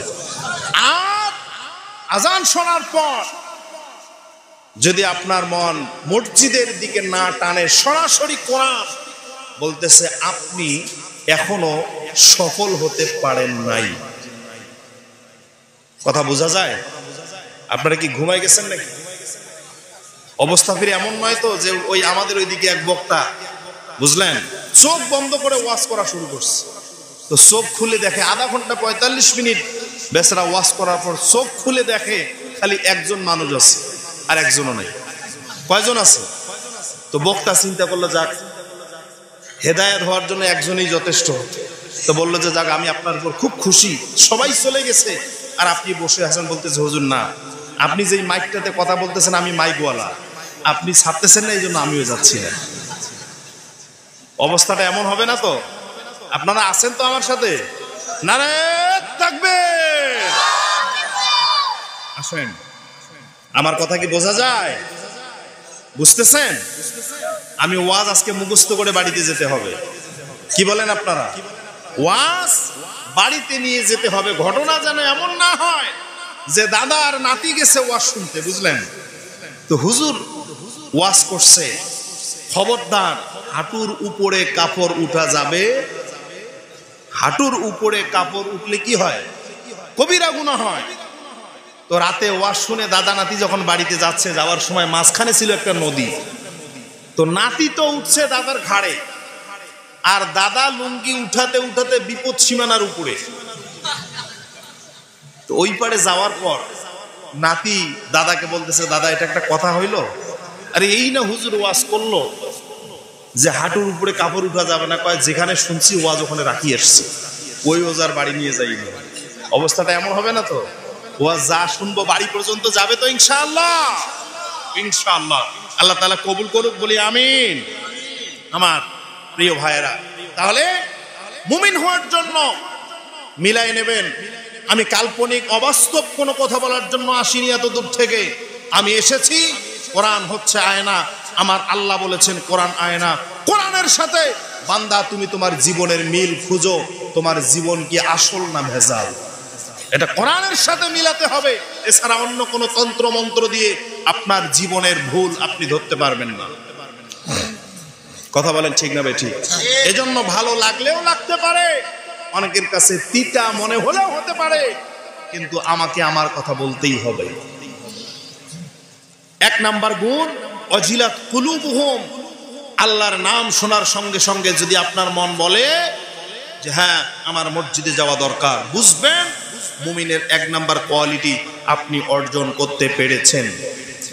আমার প্রিয় মুসলমান ভাইরা, দ্বিতীয় নাম্বার মুমিনের গুণ হলো, বৈশিষ্ট্য হলো, ওয়াইযা তুলিয়াত আলাইহিম আয়াতুহু যাদাতুহুম ঈমানা।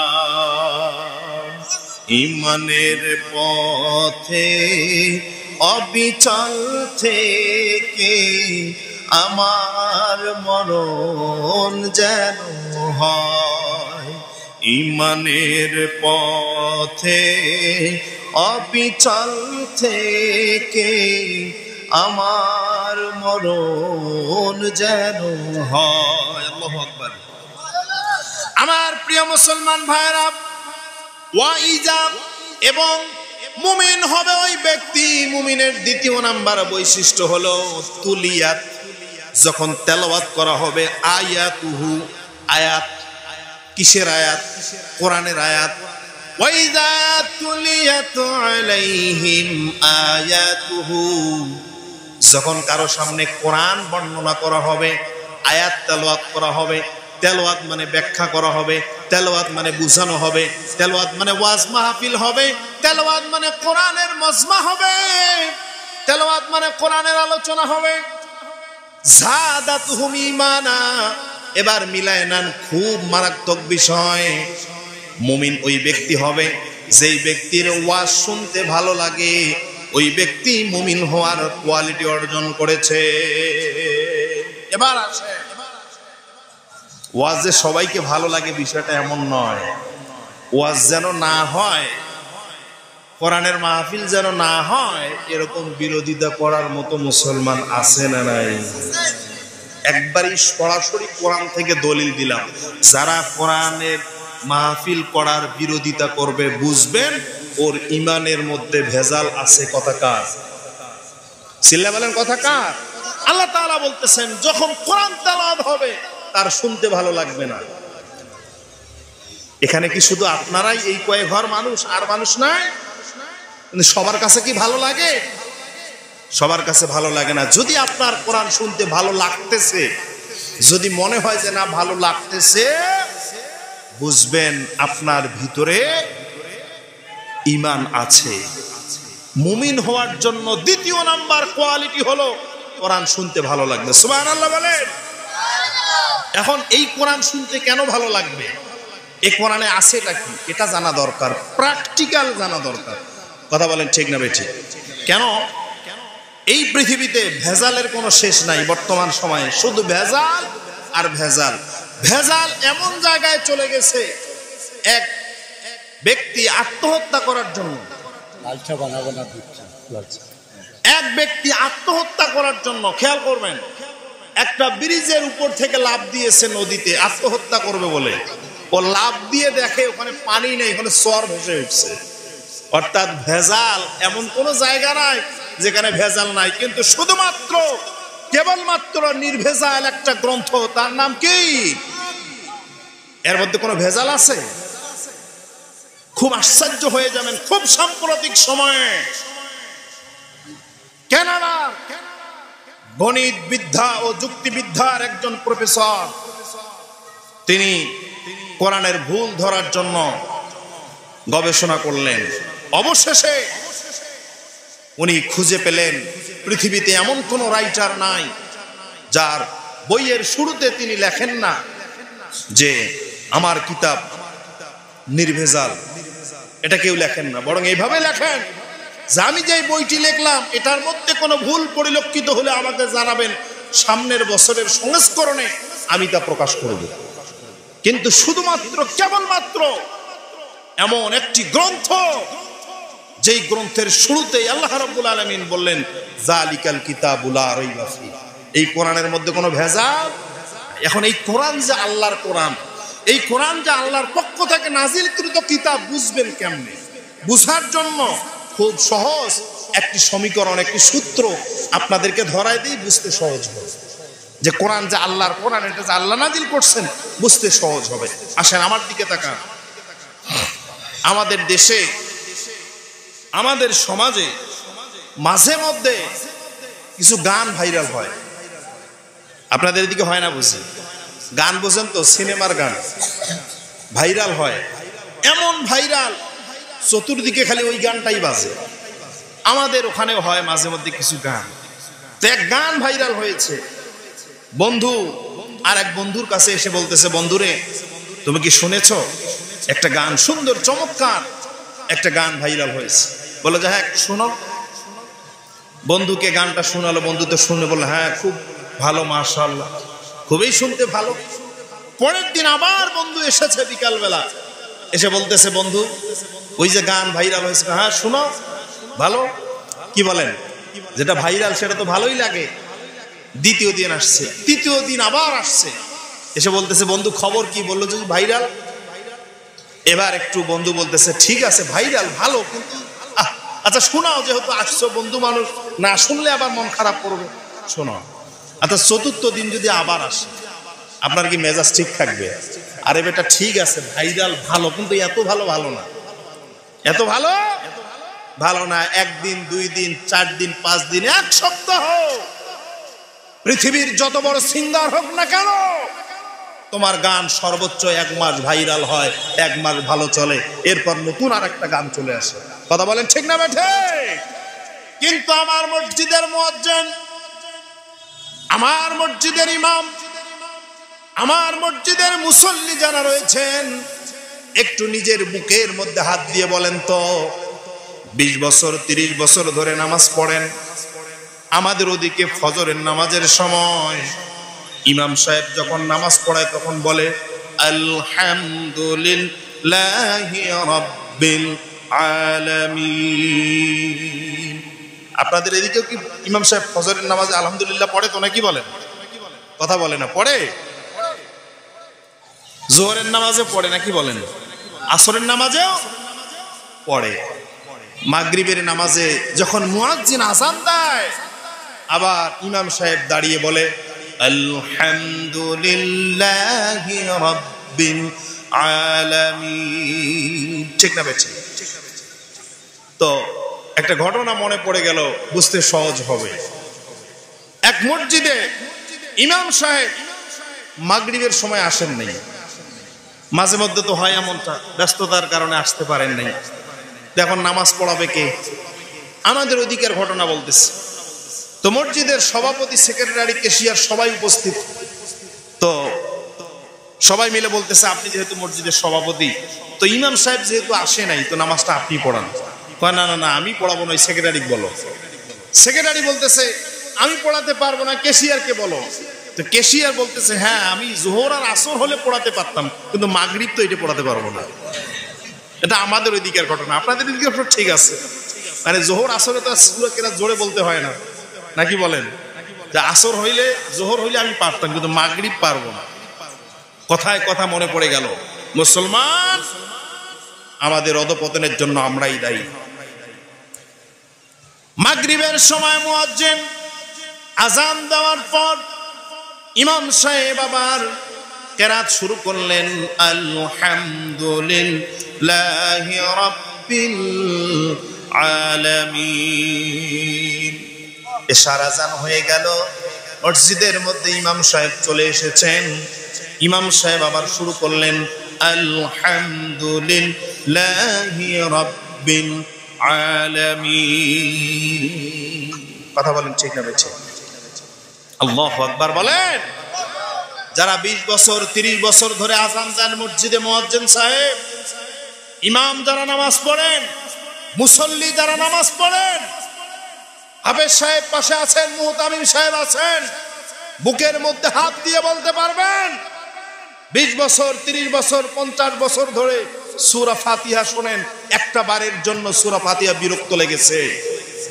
কে বলতে পারবে একটা বারের জন্য সূরা ফাতিহা শুনতে খারাপ লেগেছে? এরকম কেউ বলতে পারবে? ও মুসলমান, এটাই হচ্ছে কোরআনের সবচেয়ে বড় মুজিজা। আল্লাহু আকবার বলেন। এই কোরআন, আল্লাহর কোরআন হওয়ার জন্য এই উদাহরণ, এই এক্সাম্পলটাই যথেষ্ট। সুবহানাল্লাহ বলবেন না? কোরআন মধুর বাণী, আমি যখনই শুনি আমার মন ভরে যায়। শোনো মুমিন মুসলমান, পড়ে দেখো না কোরআন, কত শান্তি পাওয়া যায়। আল্লাহু আকবার, আমার সাথে বলেন, কোরআন মধুর বাণী, আমি যখনই শুনি আমার মন ভরে যায়। শোনো মুমিন মুসলমান, পড়ে দেখো না কোরআন, কত শান্তি পাওয়া যায়। আল্লাহু আকবার। এই কোরআন মুসলমান চিনল না। আমার মুসলমান ভাইরা একটু কান লাগান। এই কোরআন, আল্লাহর কোরআন যদি না হতো, ওই দুনিয়ায় ভাইরাল গানের মতো শুনতে শুনতে বিরক্ত লাগতো। কিন্তু খোদার কসম করে বলি, কিয়ামত পর্যন্ত কোন ইমাম সূরা ফাতিহা বাদ দিয়ে নামাজ পড়াতে পারবে না। অতএব কিয়ামত পর্যন্ত সূরা ফাতিহা যতবার শুনবে, ইমানদারদের ঈমান তত বৃদ্ধি হয়ে যাবে। এটি হচ্ছে ওয়াইজা তুলিয়াত আলাইহিম আয়াতুহু যাদাতুহুম ঈমানা। এই কোরআনের এমন পাওয়ার, এই কোরআনের এমন ক্ষমতা, যখন কোরআন নাজিল হয়ে গেল, আবু জাহেলের মাথা ঘুরে। আবু জাহেল বলে, সর্বনাশ। কেন? শুনুন, আপনাদেরকে একটি তথ্য দেই, বুঝতে সহজ হবে, বুঝতে সহজ হবে। আমরা অনেক ইতিহাস জানি না। আবু জাহেল, আসলেই ওর নাম আবু জাহেল নয়, ওর নাম হলো আবুল আহকাম। নোট করেন, নাম কি? আবুল আহকাম, জ্ঞানীদের পিতা। আইয়ামে জাহিলিয়াত আমরা বলি, আইয়ামে জাহিলিয়াত মানে মূর্খতা নয়, ওই মানুষগুলো মূর্খ ছিল বিষয়টা এমন নয়। এখানে শিক্ষিত যুবক রয়েছেন। সাবাল মুআল্লাকাত, 7টি ঝুলন্ত কবিতার কথা আপনারা শুনেছেন। সেই তৎকালীন সময়ে আরবের কবিরা এই কবি রচনা করেছে। তারা মূর্খ ছিল না। আবুল আহকাম, আবু জাহেলের নাম। কেমন আবুল আহকাম? জ্ঞানীদের পিতা। তার কেমন জ্ঞান ছিল? তার বাড়ির সামন দিয়ে কোন একটা উট যদি হেঁটে যেত, খেয়াল করবেন, তার বাড়ির সামন দিয়ে কোন একটা উট যদি হেঁটে যেত, সেই উটের পদচিহ্ন দেখে বলে দিতে পারত এই উটটা কোন গ্রামের কোন বাড়ি। আল্লাহু আকবার বলেন। আবুল আহকাম জ্ঞানীদের পিতা, সে বুঝতে পারলো সর্বনাশ, এই কোরআন তো মুহাম্মদের কথা নয়, এই কোরআন জিনদের কথা নয়, এই কোরআন যিনি নাজিল করেছেন তিনি কে? এবার আবু জাহেল বলল, তাহলে এই কোরআনের মতো আরেকটা কোরআন বানাতে হবে। সেই সময়ে লাবিব বিন লাবিব নামে আরবের বিখ্যাত একজন সাহিত্যিক ছিল। আবু জাহেল, উতবা, সাইবা, মুগিরা লাবিব বিন লাবিবের কাছে গিয়ে বলল, ভাই তুমি তো আরবের জগৎ বিখ্যাত কবি সাহিত্যিক, তোমার কাছে এসেছি, একটা কাজ তোমাকে করে দিতে হবে। সেই কাজটা কি? সেই কাজটা হলো, আমার মক্কায় আব্দুল্লাহর বেটা মোহাম্মদ সম্পর্কে আমার ভাতিজা, খুব খেয়াল করবেন, আমরা বলি আবু জাহেলের ভাতিজা রাসূল, আসলে কথাটা সত্য নয়। এই কথাটা সত্য নয়, এজন্য আবু জাহেলের সাথে নবীর বংশের কোনো সম্পর্ক নাই, দূর আত্মীয়ের চাচা। আমরা এমনি চাচা বলি না, কথা বলে না, এমনি চাচা বলি না, এমনি চাচা, পারিবারিক চাচা, সামাজিক চাচা, নিজের চাচা নয়। আবু তালেব নবীর কি? নিজের চাচা। আবু জাহেল বলল, আমার ভাতিজা মোহাম্মদ এমন কোরআন বলে। ও লাবিব বিন লাবিব, তুমি তো বিখ্যাত সাহিত্যিক, তোমার কাছে আমাদের একটা আবদার হলো, মোহাম্মদ যে কোরআন বলে হুবহু এরকম একটা আয়াত তোমাকে বানাতে হবে। তো লাবিব বিন লাবিব বলল, এটা কোন একটা ব্যাপার হইল? চলেন কথা বলল, কোন জিনিস যদি আমি নকল বানাতে যাই, এটা তো আসলটা দেখা লাগবে। কি বলেন, ঠিক না বেঠিক? বলল, সেম টু সেম, যেটা দেখবো হুবহু এরকমই বানাই দিব। এজন্য আমাকে যেতে হবে মুহাম্মদের কাছে, তার কাছে শুনতে হবে সে কি বলে।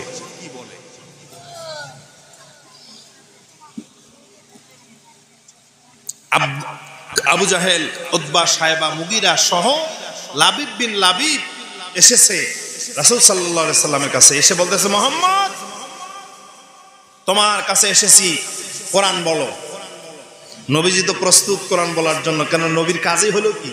কোরআন পড়া। বলল যে হ্যাঁ, তুমি এমন একটা আয়াত বলো যে আয়াত দেখে দেখে লাবিব বিন লাবিব হুবহু এরকম একটা আয়াত তোমাকে বানাই দিবে। নবীজি চিন্তা করলো, বড় কোনো সূরা বললে হবে না, কোরআন শরীফের সবচেয়ে ছোট সূরা বলতে হবে। সুবহানাল্লাহ বলে। বলেন তো, কোরআন শরীফের সবচেয়ে ছোট সূরাটার নাম কি? সূরাতুল, অনেকেই শোনেন, বোঝেন নাই। অনেকেই সূরা কাউসার চেনে না, তবে ইন্না তয়না চেনে।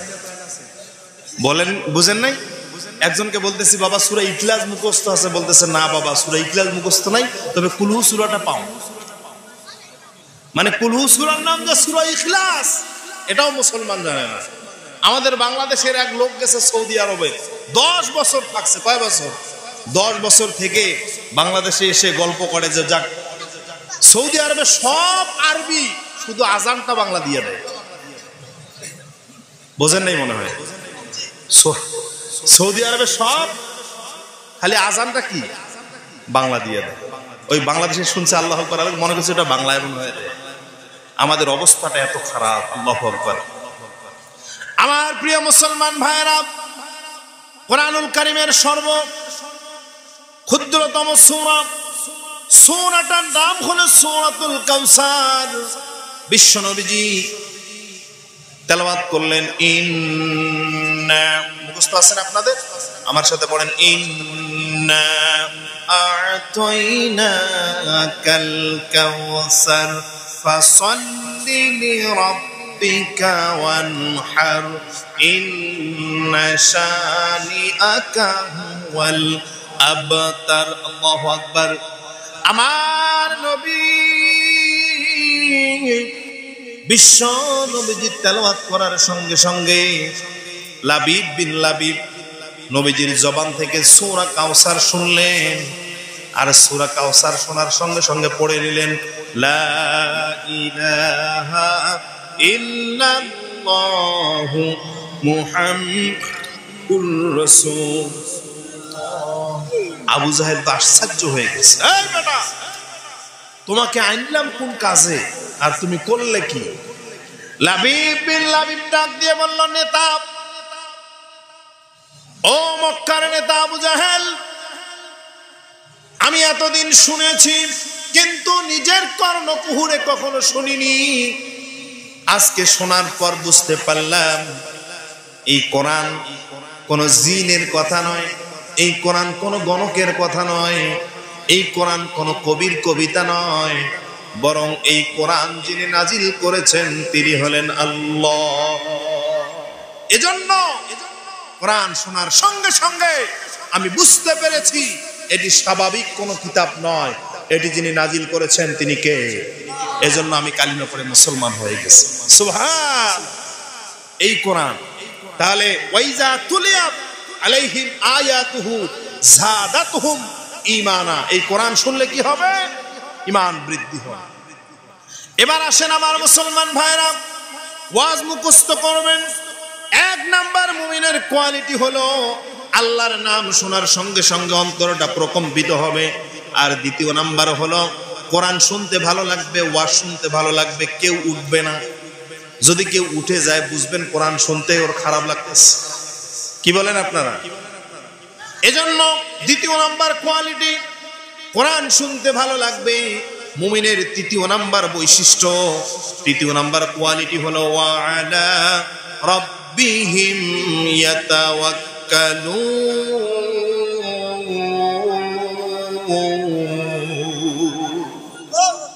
তৃতীয় নাম্বার কোয়ালিটি হলো ওয়ালা রাব্বিহিম ইয়াতাওয়াক্কালুন। সর্ব অবস্থায় মুমিনরা ভরসা করবে কার উপর? চিল্লা বলেন কার উপর? আপনি যদি আল্লাহ ব্যতীত অন্য কারো উপর ভরসা করেন বুঝবেন আপনার ঈমানের মধ্যে ভেজাল আছে। কথা বলেন ঠিক না বেঠিক? আমাদের ঈমানটা কেমন জানেন? ভরসাটা আমাদের কেমন একটু শোনেন, বুঝতে সহজ হবে। মাঝে মধ্যে তুফান হয়, তুফান হয় না আপনাদের এদিকে? তুফান হয় তো এই যে বাঁশের খুঁটি ছিলেন তো আপনারা, অর্থাৎ পিলার, বাঁশ দিয়ে যে খুঁটি দেওয়া হয় ঘরের মধ্যে লাগিয়েছে বেচারা 12টা। কয়টা? কথা কয় না। কয়টা পিলার? পিলার কিসের? বাঁশের পিলার। কয়টা? 12টা।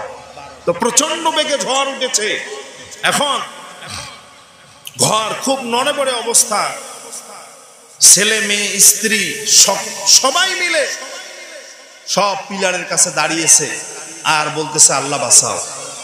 তুফানের সময় কি বলতেছে? আল্লাহ বাঁচাও। যাক, তুফান থেমে গেছে। এবার বাড়ির মোড়ল যিনি তিনি বলতেছেন যাক, ঘরের এই 12টা খুঁটির মধ্যে এই মোটা খুঁটিটা যদি না থাকতো তাহলে ঘরটাই পড়ে যেত। আছে না নাই? এর মানে যখন বিপদ আপদ মুসিবত হয় তখন আল্লাহকে বলে আল্লাহ বাঁচাও, আর আল্লাহ যখন বাঁচায় তখন কয় অমুক নেতা না থাকলে আমার আজকে কাম শেষ হইত। এই হচ্ছে আমাদের ভরসা। যদি ভরসা এমন হয়, আল্লাহ তাআলা বলে আপনি এখনো মুমিন হতে পারেন। মুমিনের 3 নাম্বার কোয়ালিটি হলো ওয়ালা রাব্বিহিম ইয়াতাওয়াক্কালুন। 3 নাম্বার গুণ হলো মুমিনের বৈশিষ্ট্য হলো মুমিন সর্ব অবস্থায় তাওয়াক্কুল করবে আল্লাহর উপর। চিল্লায়ে বলেন আল্লাহু আকবার। কেমন তাওয়াক্কুল হবে এক্সাম্পল দিলে বুঝতে সহজ হবে। আল্লাহর নবী হযরতে মূসা আলাইহিস সালাম দাওয়াতি কাজ যখন করতেছিলেন, ফেরাউনের অত্যাচার, সর্বশেষ ফেরাউন সিদ্ধান্ত গ্রহণ করলো মূসাকে দুনিয়া থেকে বিদায় করে দিতে হবে। মূসা আলাইহিস সালামকে পাকড়াও করা শুরু করলো। মূসা আলাইহিস সালাম তার দলবল নিয়ে সামনের দিকে রওনা করলেন। ফেরাউন পিছনে ধাওয়া করতেছে মূসা আলাইহিস সালামকে। মূসা আলাইহিস সালাম সামনে, ফেরাউন পিছনে। মূসা আলাইহিস সালাম তার উম্মতদেরকে নিয়ে, ঈমানদার উম্মতদেরকে নিয়ে সামনের দিকে যেতে যেতে দেখলেন সামনে লোহিত সাগর আর পিছনে ফেরাউন। আমি বুঝাতে চাচ্ছি তাওয়াক্কুল কাকে বলে, তাওয়াক্কুল কেমন হবে। আমার মুসলমান ভাইরা, লোহিত সাগর দেখে মূসা আলাইহিস সালামের সঙ্গে যারা ছিল তারা বলল, মূসা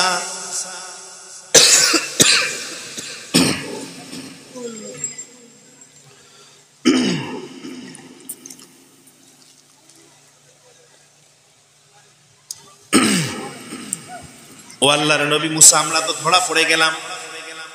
মূসা আলাইহিস সালাম বললেন, একটু সবুর করো। আল্লাহর দিকে তাকালেন। আল্লাহ রাব্বুল আলামিনকে বললেন, আল্লাহ তাওয়াক্কুল তোমার উপর। আল্লাহু আকবার বলেন। বাঁচার তো আর কোনো উপায় নাই। সামনে সাগর, পিছনে শত্রু, আর বাঁচার কোনো উপায় আছে? মুসলমান কান খুলে শুনুন, আজকে আমাদের ঈমান চলে যাচ্ছে, আল্লাহর উপর আমাদের ভরসা নাই। আর আল্লাহর উপর ভরসা না থাকার কারণে আমাদের দোয়া আর কবুল হয় না।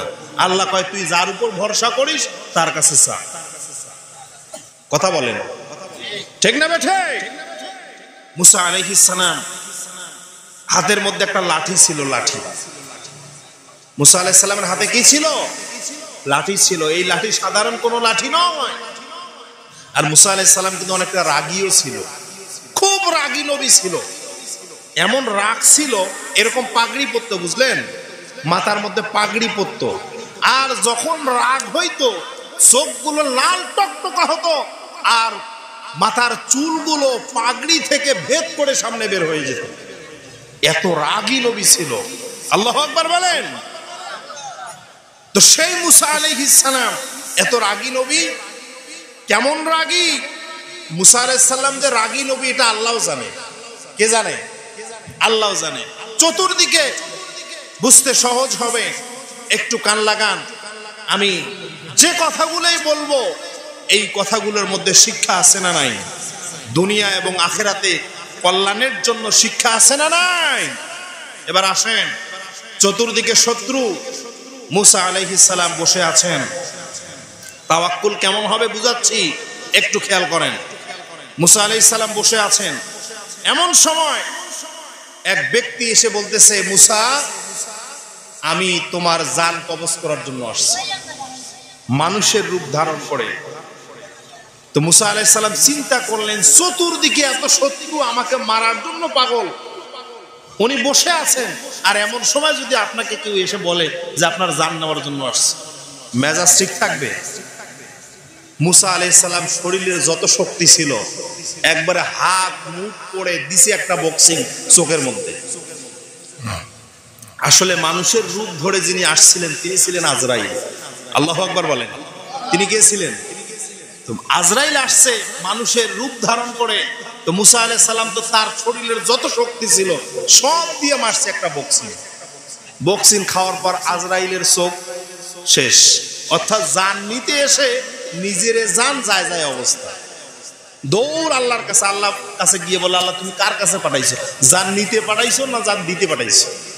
আল্লাহ বলে, কেন, ঘটনা কি? বললো যে এই দেখো আমার চোখের কি অবস্থা। তো আল্লাহ তাআলা বললেন যে ঠিক আছে, তুমি মূসার কাছে যাও। মূসা মনে হয় মরতে চাচ্ছে না, তো মূসার কাছে যাও, গিয়ে দেখো সে কতদিন হায়াত চায়। তো আজরাইল খুব চালাক, তো বলতেছে, আল্লাহ আমি আর যাবো না, একটা গেছে না জানি এটাও যাবে, অতএব আপনি জিবরাইলকে পাঠান। জিবরাইলের সাথে সব নবীর সম্পর্ক ভালো। সুবহানাল্লাহ বল। জিবরাইলের সাথে সব নবীর সম্পর্ক কি? ওহী নিয়ে আসে তো সব নবীর সম্পর্ক ভালো। লোকটা রাগী তো যাব না, আপনি জিবরাইলকে পাঠান। আল্লাহ বলে জিবরাইল যাও। জিবরাইল আলাইহিস সালাম এসে মুসা আলাইহিস সালামকে বলতেছেন, আপনি এটা একটা কাজ করছেন। কয় কেন, কি হয়েছে? কয় আপনি আজরাইলের চোখটা এভাবে নষ্ট করে দিয়েছেন। কয় হ্যাঁ, আজরাইলের চোখ নষ্ট? আজরাইলের কি আমি দেখা পাই নাকি? আজরাইল এত বিশাল দেহের অধিকারী যে যত সমুদ্র মহাসমুদ্র আছে, যত নদী নালা আছে, খাল বিল আছে, সব পানি আজরাইল এত বড়, তার মাথার তালুর মধ্যে যদি দেওয়া হয় এক ফোঁটা পানি নিচে পড়বে না। সে আজরাইলের দেখা আমি পাই, তাও চোখ আমি নষ্ট করবো? বললো যে হ্যাঁ, ওটা আজরাইল কিন্তু মানুষের রূপ ধারণ করে এসছে। তো মুসা আলাইহিস সালাম জিহ্বার মধ্যে কামড় দিয়েছে। আমি তো বুঝতে পারিনি। তো আল্লাহ তাআলা আমাকে পাঠিয়েছেন। জিবরাইল বলতেছেন আল্লাহ তাআলা আমাকে পাঠিয়েছেন, আপনি কি বলতে চান আমাকে বলেন। মুসা আলাইহিস সালাম বললেন, জিবরাইল তোমাকে বলবো না, আল্লাহকে গিয়ে বলো, আমার যা বলার আমি আল্লাহকে বলবো। সুবহানাল্লাহ বলেন। জিবরাইল আলাইহিস সালাম আল্লাহর কাছে গিয়ে